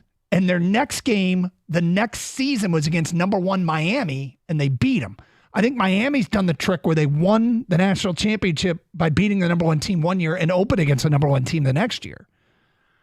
But this is back-to-back games, same season against the number 1 team. Now, it might be just amazing because it's not going to happen very often. That's what I was wondering. Yes. How many opportunities has a team even had to do this? Yeah, but kind of interesting. Information for the bucket that I have now gotten to empty. Thank you for asking. People want to know, man. The more you know. Yep, there you go. All right, 248-539-9797. We also got the Red Wings can't keep the puck out of their own net. 25 goals allowed in the last 5 games. There was a close hockey game late. Detroit made it 4-3, and then Dallas scored right after that, and then they had an empty netter, and it got out of hand, and we finished 6-3, but still back in a wild card spot. Pistons have lost 20 in a row. I don't even know what to say anymore. I mean, what's our bet? I bet that the Pistons will win 2 in a row before the season's done. 3. Damn it. That was bold, man. I know, it was bold. We got a lunch bet. I think the Pistons at some point before the year is done will win 3 games in a row. So in April, what should I order? Is that when the season ends? Yeah, whatever it ends. I'm willing to admit I went out on a limb there, but I'm trying to make a point. Oh, I get it. Things that feel hopeless, and it's not like winning 3 in a row means they're on their way. I just think they'll pull out of the swoon. Let's get back to your open line calls. We go to Anthony here on 97 on a ticket. Hi, Anthony. He literally just hang up. Tim, you're next on 97 on a ticket. Hi, Tim. Hey, guys. Great show. Great Thank you. show. Appreciate it. And some good bucket information Yes, there, too. yes, it's good. I'm not sure it's good information, but it's information. Right. Yep. Yeah, the reason I'm calling is I was really impressed with Laporta's hands that last game. It was incredible. And I was just wondering why they don't do some more like Travis Kelce stuff with Laporta. Maybe even do the Kansas City's playbook, do some more screenplays, because Gibbs dropped one. It looks like he was gone. Well, that might have been a touchdown had he held on to it. It was one of those plays that they blitzed. It was man coverage on the outside. The receivers had manned up and it created a lane. And had Jahmyr Gibbs caught that, honestly, I would have been surprised had he not scored. Oh, yeah. He looked like he was gone. Yep. For sure. I think they should do more of those screenplays, because I think Montgomery had a touchdown. I think it was against Seattle, whatever, but got called back on a penalty. But as far as doing what they do with Travis Kelce has 103 targets this year, and Sam Laporta has 92. To have a rookie only be 11 targets behind the best tight end in the league, I think they're using him plenty. Oh, he's awesome. Yes. I really like that guy that sent the text said they didn't draft well. I got to disagree with him. I don't know what he's thinking. I don't either. But I think, look, they gave him the ball. They gave him the ball on a fullback dive. Yeah. So yeah, they're finding some creative ways to get him the ball. Lost, and I'm glad you called, lost in the wash of that game and the disappointment. Their first third down conversion was a ridiculous throw and catch. Small window, well-covered receiver, and Laporta went and got it. And that was a very impressive throw and catch. 248-539-9797. Corey here on 97 the Ticket. Hi, Corey. Dougie, what's up, my guy? How you doing? Listen, we're talking about Jared Goff, okay? And we're talking about the JMO pick, okay? When they picked Jamison Williams, was that a luxury pick or was that a pick that we needed to get him involved now? I don't know.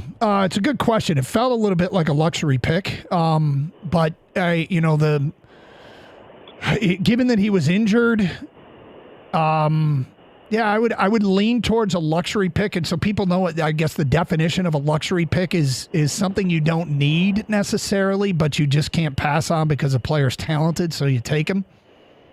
Okay. So now when I say that, okay. If that's a guy that it's a luxury pick that we're going to use him down the road whenever, we all know I don't think Jared Goff got the arm strength to get him the ball in stride, just like Sam Laporta in what was that? The game when they played New Orleans. He was wide open. Jared Goff don't hit receivers in stride for them to run. All the receivers catch the ball, they have to stop, then they got to pick up their momentum. He don't hit receivers in stride. That's going to be a problem when we go outside. If we have to go to San Francisco, if we got to go to Philly. I guess I just completely disagree with the premise that he doesn't hit receivers in stride. He doesn't always hit receivers in stride, but he does it. He does. If he wasn't hitting receivers in stride consistently, would they be this good with that kind of incompetence at quarterback? Let me tell you why. Because yes, he's hitting them in the middle of the field, and post route, slant route, and then they take it the distance. Anything over 20 yards where they're running in stride, that doesn't happen. Just go back and look at all the games that the Lions just played. How are they doing this? How are they doing what? How are they having a top 5 offense with a quarterback that can't hit people in stride? Okay, because when you have Amon-Ra that's taking a slant for 50 yards, you have a screen from Montgomery that's going 40 yards, 30 yards. Those are the plays that make them top 5. So what's the problem? What do you mean, what's the problem? The problem is, this is the problem. When teams take away the middle of the field, and Jared Goff gets to throw the ball to the corners to the side, he can't make those throws. I guess I just disagree with that premise. I think he can make those throws, and he has made those throws. But if it was so simple as just, quote-unquote, taking away the middle of the field, this offense would be terrible. They just played a bad game. I feel like the overreaction to this and the chopping down of Jared Goff. Look, we have a fundamental disagreement, but, I don't know. I don't know why people are so quick to go after Jared Goff. How have they done this? Well, some might say it's Ben Johnson. To play devil's advocate here, how much is Ben Johnson playing into the success of Jared Goff? I think Ben Johnson plays a ton in the success. I think the offensive line plays a ton in the success. Why aren't we trying to just simply lean on the things that are working instead of chopping down Jared Goff and going after Jared Goff? I think that when the caller brought up, if teams start to find out what you're good at, right? The tendencies. Ben Johnson knows what Jared Goff is good at. I'm sure he calls plays that he thinks Jared Goff can execute. If teams start figuring that out, does Jared Goff have something else to go to? So I'm just trying to figure out what, anyone who's chopping down Jared Goff, like you say, like that caller. So, I mean, I guess we'll really find out at the end of the year if Ben Johnson leaves, right? You know what? And we will. I mean, here's the thing about it, too, is, look, Goff isn't perfect. But I'm sitting here and we're taking call after call after call. Goff can't do this, can't do that, can't do this. Yep. Say he can't do any of that stuff. They still have one of the best offenses in the NFL. And by the way, if they don't have answers to one thing that a defense is going to do to them, then it's not just a Goff problem. It's a Ben Johnson problem. And it's everybody else's problem. 248-539-9797, 97.1 The Ticket. Hey, this holiday season, all your wishes are coming true on FanDuel, America's #1 sportsbook. Right now, new customers get $150 in bonus bets with any winning $5 money line bet. That's $150 if your team wins. If you've been thinking about joining FanDuel, there's no better time to get in on the action. The app is easy to use. Wide range of betting options, including spreads, player props, over-unders, and more. So visit FanDuel.com/Doug. FanDuel, official partner of the NFL. Must be 21 or over and present in Michigan. First online real money wager. Only $5 pregame money line wager required. $10 first deposit required. Bonus issued as non-withdrawable bonus bets that expire 7 days after receipt. See terms at sportsbook.fanduel.com. Gambling problems? Call 1-800-270-7117 for confidential help.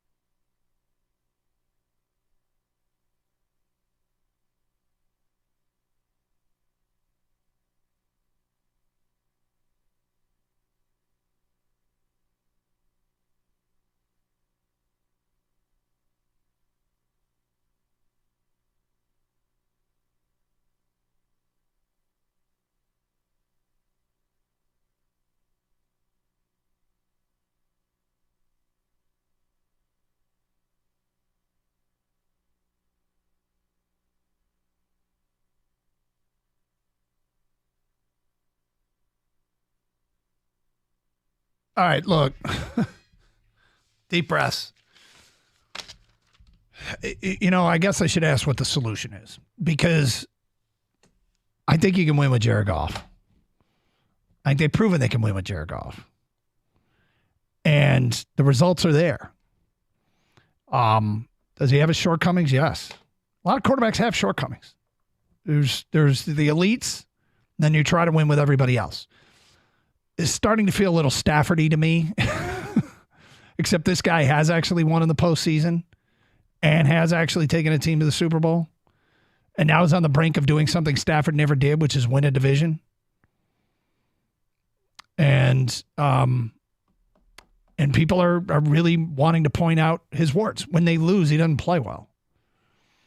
And the one thing that they've provided for him is you got Ben Johnson, who's done a great job with his skill set, and this offensive line has been really, really good for him. So the question is, do you reset the entire organization and try and go find another quarterback? Or do we kind of know what works here? Get back to protecting Jared Goff. Hopefully they stay healthy up front.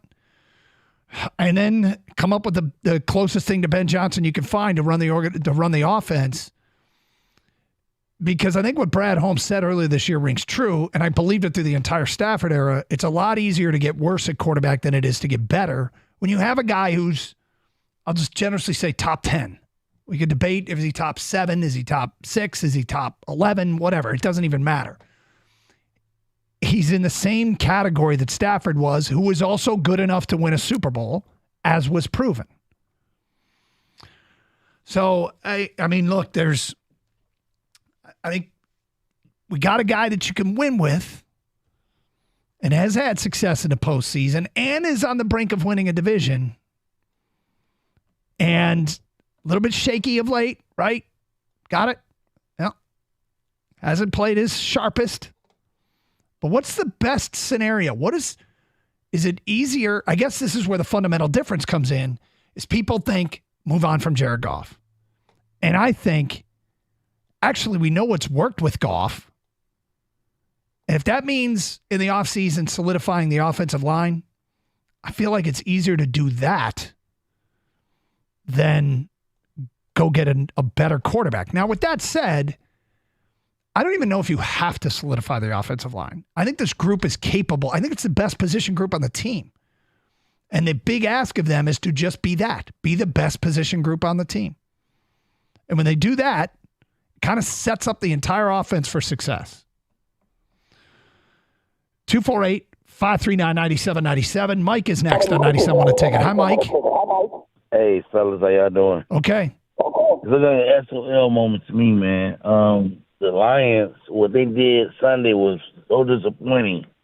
They got our hopes up. They came back in the second quarter to not do nothing in the second half. Like, what are we doing here? Back in 2016, we were 9-4, and we barely made the playoffs. And if we keep playing the way we're playing now, it's going to be the same thing. We might win one more game. Dallas is hard. It's going to be hard to beat in Dallas. Denver's coming here on the road this weekend. We might win the last game against Minnesota to creep in and win the division.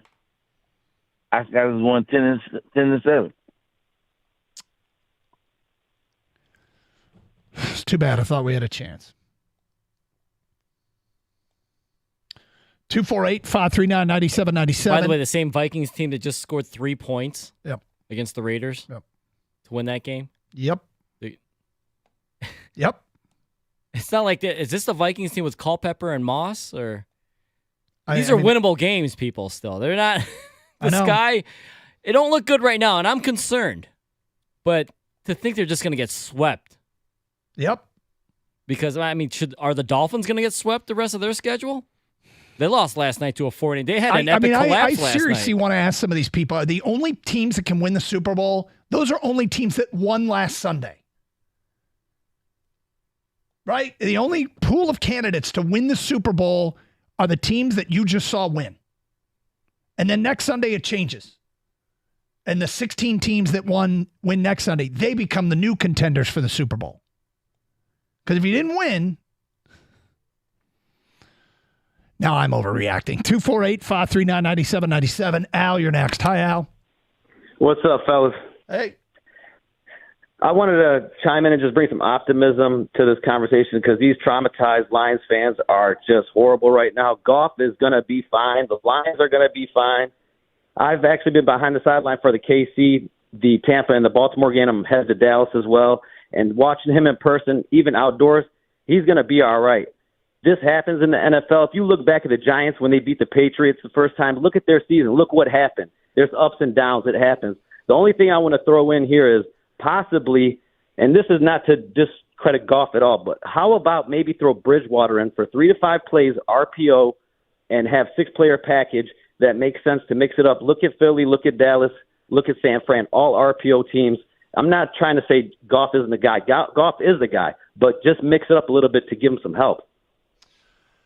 I mean, I'm not a huge fan of that, but it's not the end of the world. They've done some creative things with, some Wildcat stuff. Obviously, last week they handed the ball to Laporta out of the fullback spot. That's not what you're talking about. I'm not a fan of that. No, Teddy Bridgewater's not a running quarterback. No.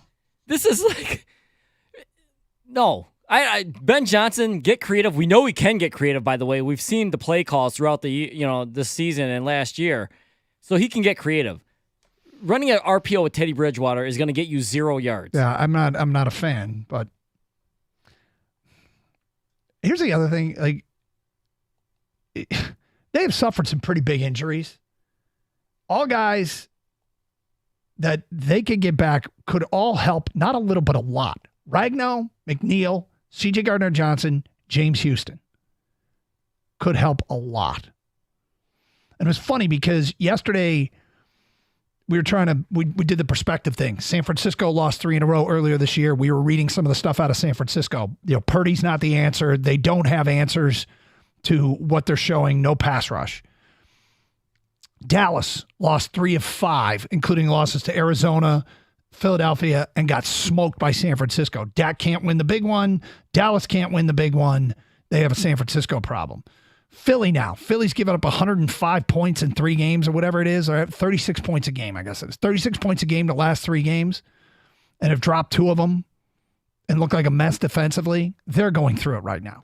And Detroit's going through it right now. But I brought it up to Rico, and Rico said, well, the 49ers had a bunch of injuries. The Lions are missing their best interior defensive lineman, their best interior offensive lineman, the biggest playmaker in the secondary, and a weapon off the edge. Now, when those guys get healthy, somebody else will probably get hurt. But that's why it's still in there that this team can get back to what they were. The biggest one is probably getting Frank Ragnow back to allow Goff the ability to perform at the highest of levels. But the rest of them all could help a lot. 248-539-9797. Let's go to Derek. You're next on 97 on the ticket. Hi, Derek. Hey, how you doing? Hey. Okay. Briefly, I just got to say this. Give him a minute and a half. I'm not taking Goff down, or maybe I am, but here's the deal. Goff cannot take the top off. He confused what that guy said a little while ago about whether or not he could hit people in stride. I think what he was saying was he can't hit a long ball in stride. But again, all right, we're going to give him credit for the season he's having and the skill set that he does have. All right. Second thing I want to say is in regard to Hendon Hooker. Hendon Hooker had 8,000 yards and 80 touchdowns in 3 years, or less than 3 years. He also, only reason he got taken in the 3rd round was because he had an injury, a knee injury. Okay, and we all know Holmes takes guys that are injured and waits till they get better or get well. All right? And lastly, all of these guys you got that were taken late, the quarterback of San Francisco, the guy in New Jersey right now, the Italian guy, I can't remember his name. DeVito. Just because the guy's not playing does not mean he doesn't have any skill set. Of course not. I mean, look, Hendon Hooker is a very intriguing prospect. And he might be a factor down the road. But I'm thinking about what does Hendon Hooker need to do between now and any decision that's made with Jared Goff to make me believe that his presence should impact the decision with Goff. I suspect there'll be nothing that he can do between now and the rest of this season and maybe into next year to lead me to believe that his presence should impact what they do with Jared Goff. He would almost have to play in multiple games and shine. And I'm not sure he's going to get that opportunity. I'm as intrigued as anybody, to be honest with you. But it's pretty amazing. Like, I think people think Jamison Williams, who's just scraping the surface of what he can be, and Hendon Hooker, who hasn't even played, are answers to problems I'm not sure the Lions have. Do they have offensive problems? They did Sunday, okay? They did Sunday. Still one of the best offenses in the league. If these problems continue, then we'll see. People are trying to answer problems that they don't have with unproven players.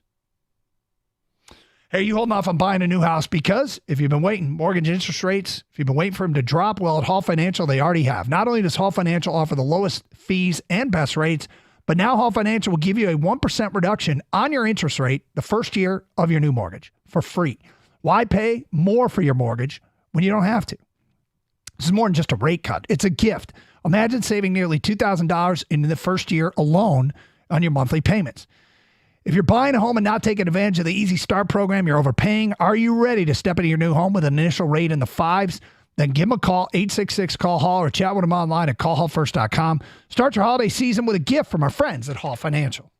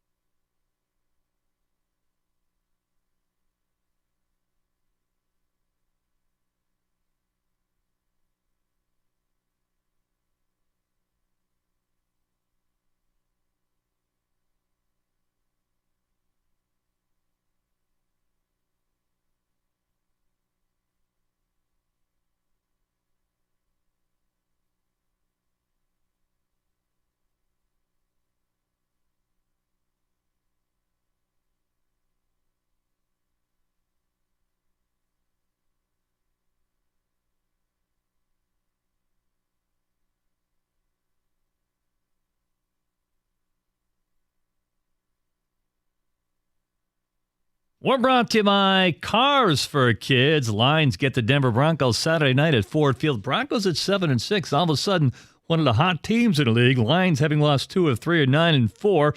They are 5-point favorites. Packers helped them out a little last night, losing to the Giants 24-22. They remain 3 games back in the North. Vikings are 2 games back and have 2 games remaining with Detroit. The other game, Miami getting upset by Tennessee 28-27. The Tigers' Miguel Cabrera has retired from Major League Baseball, but now he says he's going to play one final season. In Venezuela, former Michigan State quarterback Noah Kim has transferred to Coastal Carolina University. Look-ahead odds for the college football playoff. Michigan, your slight favorite to win it all. They're at plus 195. Alabama is plus 205. Michigan favored by 1.5 over Alabama. And Texas plus 260. Washington at 7-1. We got the Red Wings tonight right here on 97 The Ticket at St. Louis. They try to snap a 3-game skid. It begins at 7:30. At the Ticket Update desk, I'm Jeff Lesson. For more, 97.1 The Ticket or Odyssey.com.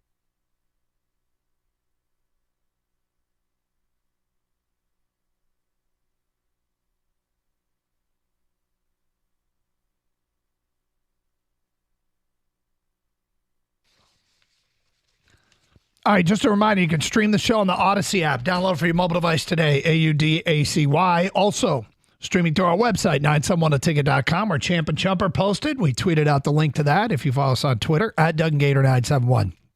Plus, there is video. Stream the show with video. And that is at twitch.tv. Search bar at the top. Search up 971 The Ticket. And on YouTube, go to youtube.com. Search up 971 The Ticket. There, and bam, there we are. Gators out today. It's open lines, 248-539-9797. So yesterday was a show about panic, and I thought 24 hours later, we could all take a deep breath and settle down a little bit. That's what I thought. Coming into today's program, fully believe that. And look, over the last 2.5 years, one thing I've really come to appreciate about Lions leadership, Dan Campbell, Brad Holmes, guys like Chris Spielman, even ownership to an extent. We did an ownership topic last week because the owners' rankings came out. Sheila Ford Hamp, I think, was 23rd. And we're like, owner's not really a topic anymore in Detroit. They've kind of gotten to the point where they've got one thing that they've never had, and that is a good football culture. So what's a good football culture? A good football culture is one that doesn't get in the way on the field on Sundays. It's not a lot of nonsense. In fact, it's one that helps. I think there's cultures that can hurt you, cultures that can help you. And look, I cited something that could potentially be an example. I don't even like the implication that I'm using here, to be honest, but I think it could be an example of what a good football culture is. At the beginning of Jameson Williams' career, he made some people uncomfortable with his social media postings, and then he went out and, unfortunately, through either a youthful or immature mistake, got himself suspended. And early in his career, we could do Jameson Williams as a topic and get calls from people saying, I don't like the way this is trending. This guy isn't a pro. This guy is immature. This guy is going to make mistakes, et cetera, et cetera. And here we are halfway through his second year, and we don't get those calls anymore. And it started with him doing the little things. Started with him. He wasn't making an impact with the football in his hands. But people were noticing him downfield blocking and hustling and doing some of the dirty work where you got to earn your stripes. And then they noticed the enthusiasm for his teammates when they scored. And you know what there wasn't? There wasn't diva-like behavior. And that could be a credit to this Lions culture. Because it could be that he was immature. And it could be that he was going to maybe get in his own way. Could be. I don't know that for a fact. But I don't believe that's the case, at least anymore. And you know who else doesn't believe it? Is a lot of people, a lot of listeners, because we don't get those calls anymore. And we've heard Dan Campbell say he's one of the dudes now. He's proven himself. And I think that might be an example of a good football culture. Another example is when you get ready to win, when you are putting together a good locker room, I think a good culture keeps things from spinning out of control. Last year, they lost to Miami to drop to 1-6. Then they won 3 in a row. Kind of got it up and running. Played Carolina, lost, won 2 more to close out the season. Lost to Seattle this year, won the next 4. Lost to Baltimore, won the next 3.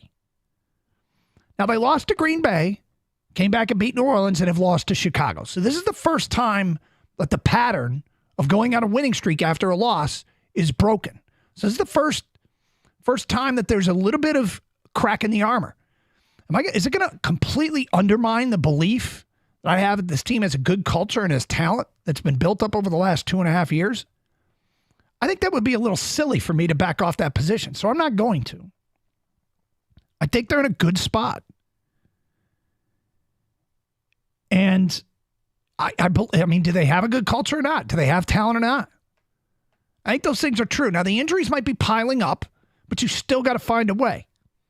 And the good news is they could get some of those guys back. So now here we are on a Tuesday, and yesterday when we were taking calls, you know what we were dealing with? A high threat level from the Green Bay Packers. They won 3 in a row. They were playing a 4-8 Giants team. And the Lions better watch out for Green Bay. Better watch out for Green Bay. And Green Bay went out and lost last night to that 4-8 Giants team. And that's why, and people were calling and say, you realize for them to really make a run at this, they got to finish the season winning 8 consecutive games. They didn't even win 1 consecutive game after those calls were coming in.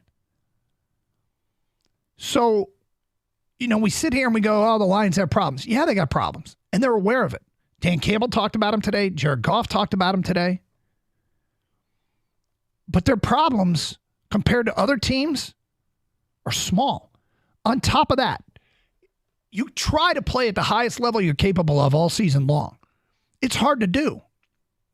This team has played at a very high level to get to 9 wins. They got a little bit of room to work with. And they got 4 games to get it back on track. 4 games. And you know what was interesting? Both Dan Campbell and Jared Goff seemed to respond a little bit to the third quarter stuff. Do you remember a few weeks ago it was ball security? And yeah, there was a fumbled snap, and that's an issue, but Goff isn't running around with the ball like a loaf of bread. He's taking some sacks. He's securing the football. The interceptions don't really matter. When it's 4th and long and you're throwing a ball up for grabs, you're throwing a ball up for grabs. It's better than taking a sack. So I'm not thinking this is a hopeless situation. In fact, I'm still filled with hope. And I believe in the talent, I believe in the coaching, and I believe in the culture. So that's where I am today and why I'm still pretty damn confident that this team is going to win the division and win a playoff game, which was my belief going into this season. That was kind of where they are. Everything after that, I mean, the expectations got pretty high, but everything after that was going to be a little bit of gravy, a little bit of icing on the cake. Do I still think they can win the Super Bowl? Sure. Not playing like this, but playing the way they played earlier in the year where they protected the quarterback, the defense minimized the damage. They didn't make a ton of mistakes. This past weekend, and it's happened in 2 of the last 3 games, it's been their best players that have made mistakes. Penei Sewell, false start. Amon-Ra dropping passes. Jared Goff, ball security. Those things I don't expect to happen repeatedly. No, the calls we're getting are desperation calls, and this is not a desperate team. They're 9-4. The best teams in the NFC are 10-3. All right, the Cowboys, Eagles, and Niners. They're literally 1 game behind those teams. Right. And people are calling for third-string quarterbacks to play and other outrageous things. Just calm down for a minute. I personally think I'm more concerned than you are, Doug. But to press the panic button like this is absolutely insane. Like I said, they're 1 game behind the best teams in the NFC. They're what, 2 games division lead right now of hosting a playoff game. They got to clean things up. And there are things that concern me that I think they need to work on. But with that being said, the desperation calls are just too much. Yeah, we're getting right? Desperate. This is like a team that's like 5-8 trying to scratch it away to a wild card is what I'm hearing. Totally wanting them to reset. Yeah. 248-539-9797. We will get to your phone calls and feedback coming up. It's Carson Anderson, Gator out today, 97.1 The Ticket. Hey, guys, are you ready to score a touchdown with the best Christmas gift for your special someone. Maybe you'll be able to cross the goal line by getting her Pajamagrams famous Naturally Nude pajamas. Naturally Nude pajamas are soft and silky. They're better than lingerie with a curve caressing fit, a curve caressing one. And here's the kicker. When you order Naturally Nude pajamas today, you'll get a free Naturally Nude nightie. That's a $75 savings on a very luxurious 2-in-1 complete holiday gift. Better yet, if you're like me and you can't wrap a present, you can even add gift packaging when you order today through pajamagram.com. Guys, this is a holiday gift that's sure to make her happy. Give her the gift of PJs, and she might give you a great gift too. Listen, we all know how it feels to win. So why not win this Christmas? Go to pajamagram.com today for Naturally Nude pajamas before they sell out. That's pajamagram.com, and don't forget to tell them Karsh sent you.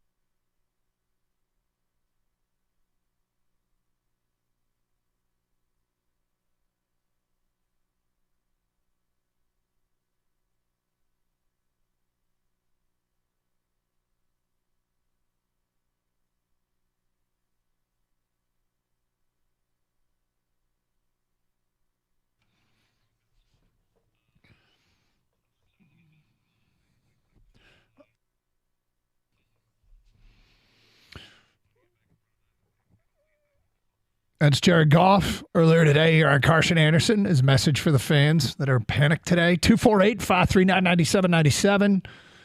Let's get back to your open line calls as we go to Sharon. You're on 97.1 The Ticket. Hello, Sharon. Hi, Doug. How you doing? I'm okay. All right. I don't understand the rapid swings that the audience that the fans go through.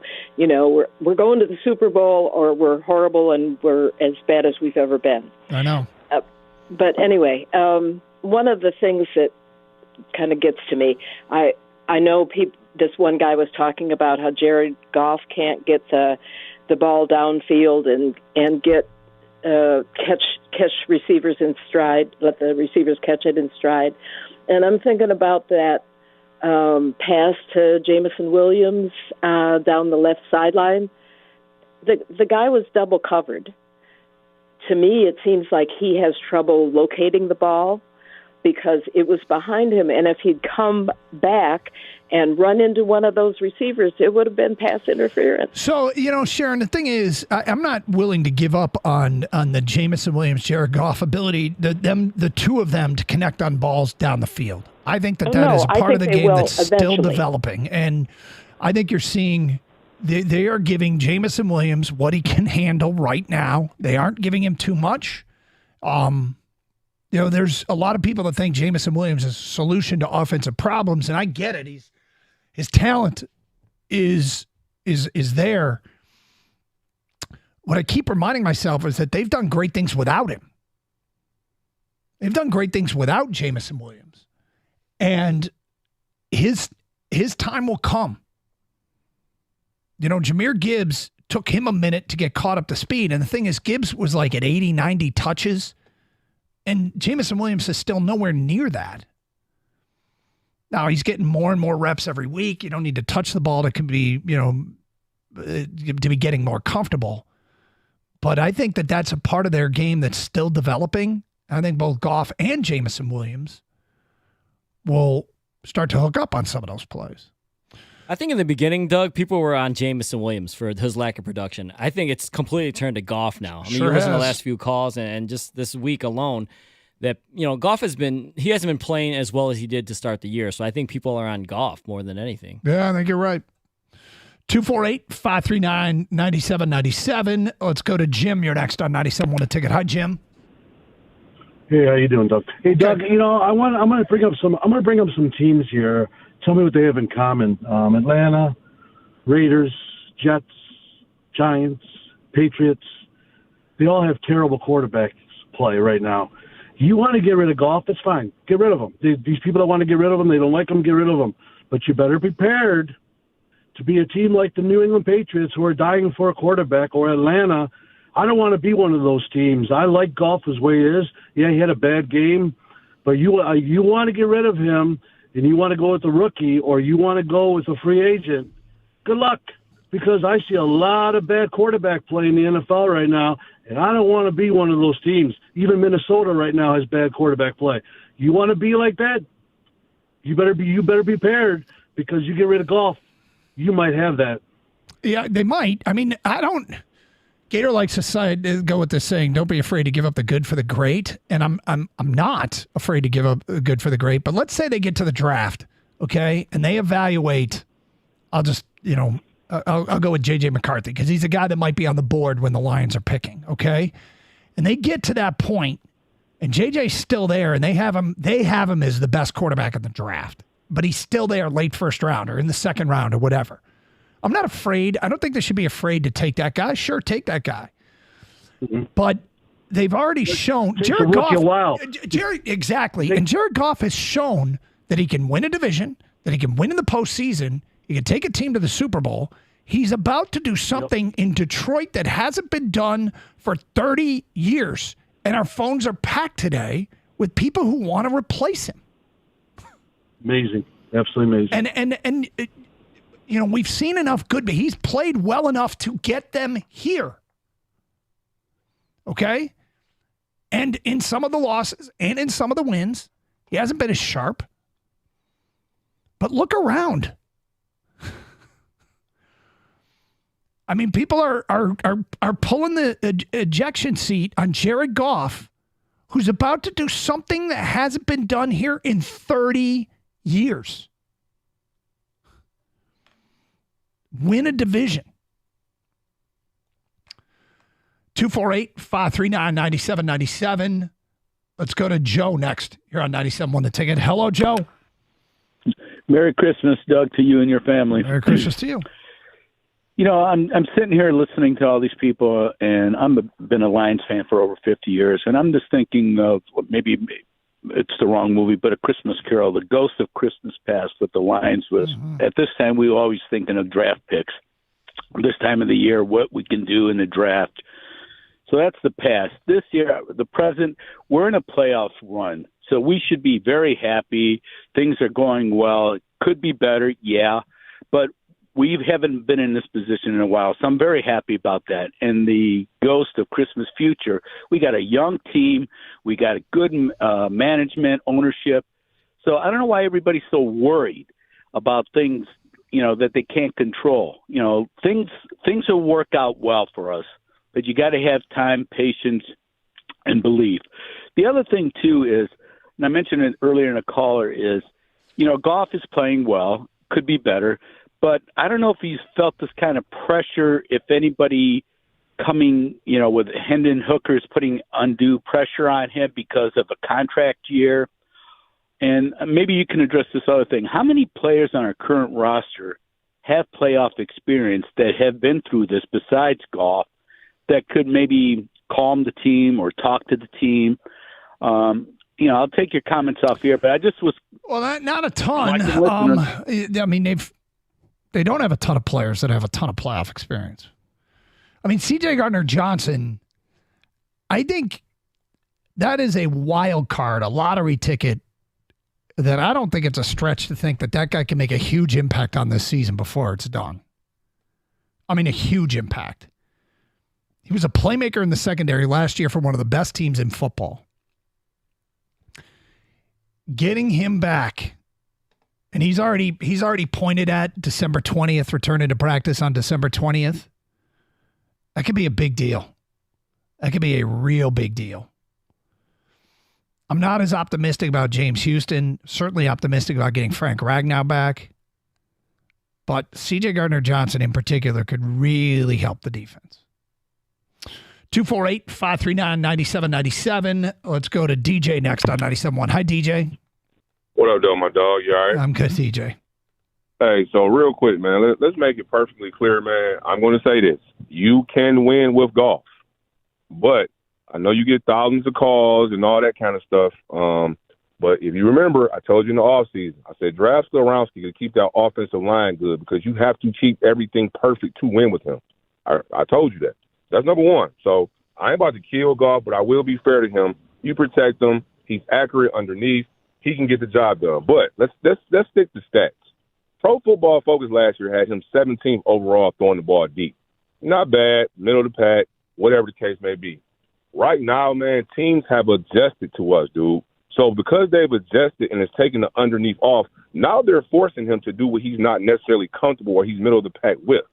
So he just has to stop stinking. Like, y'all being nice, I'm all, well, he's just playing. No, he's stinking right now. You can't stink, Goff, because we're not going to win. You just got to play decent. We got to protect them. And then the last thing I want to say to you is I agree with you 1,000%. Our culture is perfect, so I ain't even panicking like that. I think Sewell, Brown, and Hutch and our coach, I'm good with our culture. Jared Goff has got to quit stinking, man. And, yes, I'm proud of Jameson Williams, too, because he has grown up, and he's open at them games deep. Goff has got to push them safeties back and look for him. Let's go to Mark next on 97.1 The Ticket. Hello, Mark. Hey, how you doing? What's up, Mark? I like the other call. I'm not panicking. I've been a Lions fan for 30 years. And if you look at Goff's record compared to Matthew Stafford's record, Matthew Stafford has had way more weapons over the years than Goff. He came here he was sitting to fail anyway. And like you said, he's about to do something that's never been done in 30 years. He had a couple of bad games. Look at Jordan Love for the Green Bay Packers. Threw 3 interceptions last night. And everybody thought he was going to take over. So, I mean, they're going to be all right. They're going to be all right. We'll get back to what we're doing, and we'll go to the playoffs, and we'll see. And I think they're going to get reinforcements back down the road. Well, I mean, the reinforcements coming if they can stay healthy elsewhere, which might be wishful thinking because, I mean, attrition's part of the game. You just hope you don't lose the wrong people. And I think in a couple of instances they've lost. If you think about when their warts show and think about who's not playing right now, Houston, C.J. Gardner-Johnson, they need to get a little bit of luck when it comes to the injuries as well. Hey, hold on to your glasses because there's some exciting new news in the world of vodka. Stoli Vodka, the iconic brand known for its exceptional quality and rich heritage, has just unveiled a stunning new bottle design that's sure to turn heads at your next gathering. The new Stoli Vodka bottle is a true work of art. Its sleek and modern silhouette reflects the brand's commitment to innovation and premium craftsmanship. But it's not just about the looks, it's what's inside that counts. Grab a bottle today. Experience the spirit that's captivated the world for generations. Stoli Vodka. It's the taste of excellence. Cheers.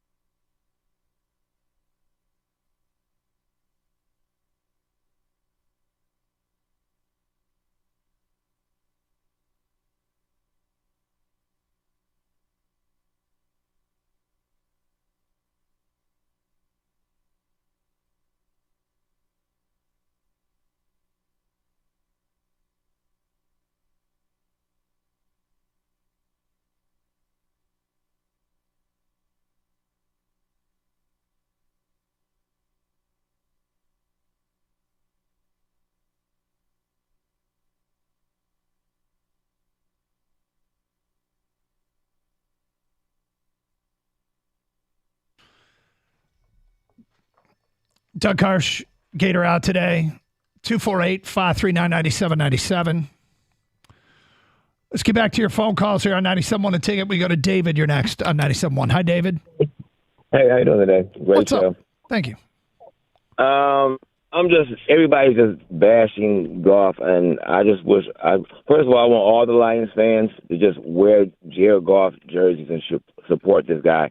Without Jared Goff, we would not be in the position that we're in. And about the game, even though they lost the game, I'm not jumping off the bandwagon. Either you're going to be on the bandwagon or you're not. It's not Jared Goff's fault that he was gifted 14 points, just bad play and penalties. Jared Goff has 3,409 yards passing, 8th in the league. Mahomes is behind Jared Goff. Also, Jared Goff has a 66.9% completion rate. So he's doing the right things, but the quarterback has to be comfortable. Your coach cannot give up or make bad decisions in a game. Your Hutchinson cannot give up a touchdown on a free play. So the quarterback has to be comfortable, and you have to play to Jared Goff's strength. I think Jared Goff is an excellent quarterback. He's doing what he's supposed to do, but we just have to get back to the basics, clean things up, and we're going to be okay. And I'm predicting the Lions are going to go into a deep run in the playoffs. Well, I don't know if they're going a deep run. I'm confident that they will win this division. And then if you look at who they're matched up against, I'm confident in many of the possible matchups. Not all of them, but many of them. Because we've already seen them win a matchup with Green Bay, win a matchup with Atlanta, win a matchup with New Orleans. Seattle, I don't want to see Seattle. And I'm not sure I want to see the Rams. Minnesota doesn't scare me. Minnesota is who they'd play if the season ended today. But it's probably going to be Minnesota, Green Bay, the Rams, Seattle, Atlanta, or New Orleans. Probably one of those teams. And they've beaten a bunch of them. So there's no reason they can't win again against that team. By the way, I don't know if we've announced this or it was in the update. Justin Herbert, done for the season. All the reporters are saying his finger needs surgery. He's done for the year. More attrition. 248-539-9797. Let's go to Greg. You're next on 97 The Ticket. Hi, Greg. Hey, I'll try to make this quick, but look, it's been a storybook season, and we can all agree, but here's the problem. The book's about to end in an ugly way because the book is out on Jared Goff now. No fault to his own. Sean McVay didn't just give us an extra first to take him because he wanted to. Like there's a good reason, and now he's reverted back to that because I saw this stat this morning from Jeremy Reisman that said since the bye, Goff's QBR under pressure is 0.6. That's less than 1 out of 100. It's the worst mark in football. So there's Mac Jones, there's all these terrible quarterbacks out there. They're all better under pressure than Jared Goff is. So maybe the receivers aren't turned around and looking for the ball when he's got to get rid of it. But the book is out, and expect Vance Joseph to blitz the dog bleep out of them, and that's probably what everybody else is going to do for the rest of the year. So teams blitzed him early in the year, and they protected him earlier in the year. You don't think they can find that again? You don't think they'll be able to protect him in the way necessary? A 0.6 QBR leads me to believe that they have fit, just like Dallas just gave the rest of the league the blueprint on how to beat Philly. San Francisco did that. Yeah, San Francisco. I'm sorry, and right, and it's the same thing. Once you're figured out, you're figured out. So unless they come up with a new scheme, or they go back to running the ball like they were when they were just smashing people in the teeth, that's what Goff needs. Or they get Ragnow back. I mean, right? I guess it's been fun. Thought they had a chance. I don't need a stat to tell me Jared Goff isn't good under pressure. We knew that. We always have. What made them successful? Teams blitzed them early in the year, too. They did a better job of picking it up. They were healthier up front. Ragnow being gone is a big deal. But, because it takes two people out of position, they need Glasgow and guard. So they're worse at two spots when he's gone. Yes. Yes, we know he's not as good under pressure. Yeah, Goff has his limits. All right, I think that we all know that. I mean, he needs a clean pocket. Let's think about what he just said. Teams now know they want to rush the passer. Everybody wants to rush the passer from day one. Everybody, first game of the year, we're going to rush the passer. We're going to make their life hell. Now?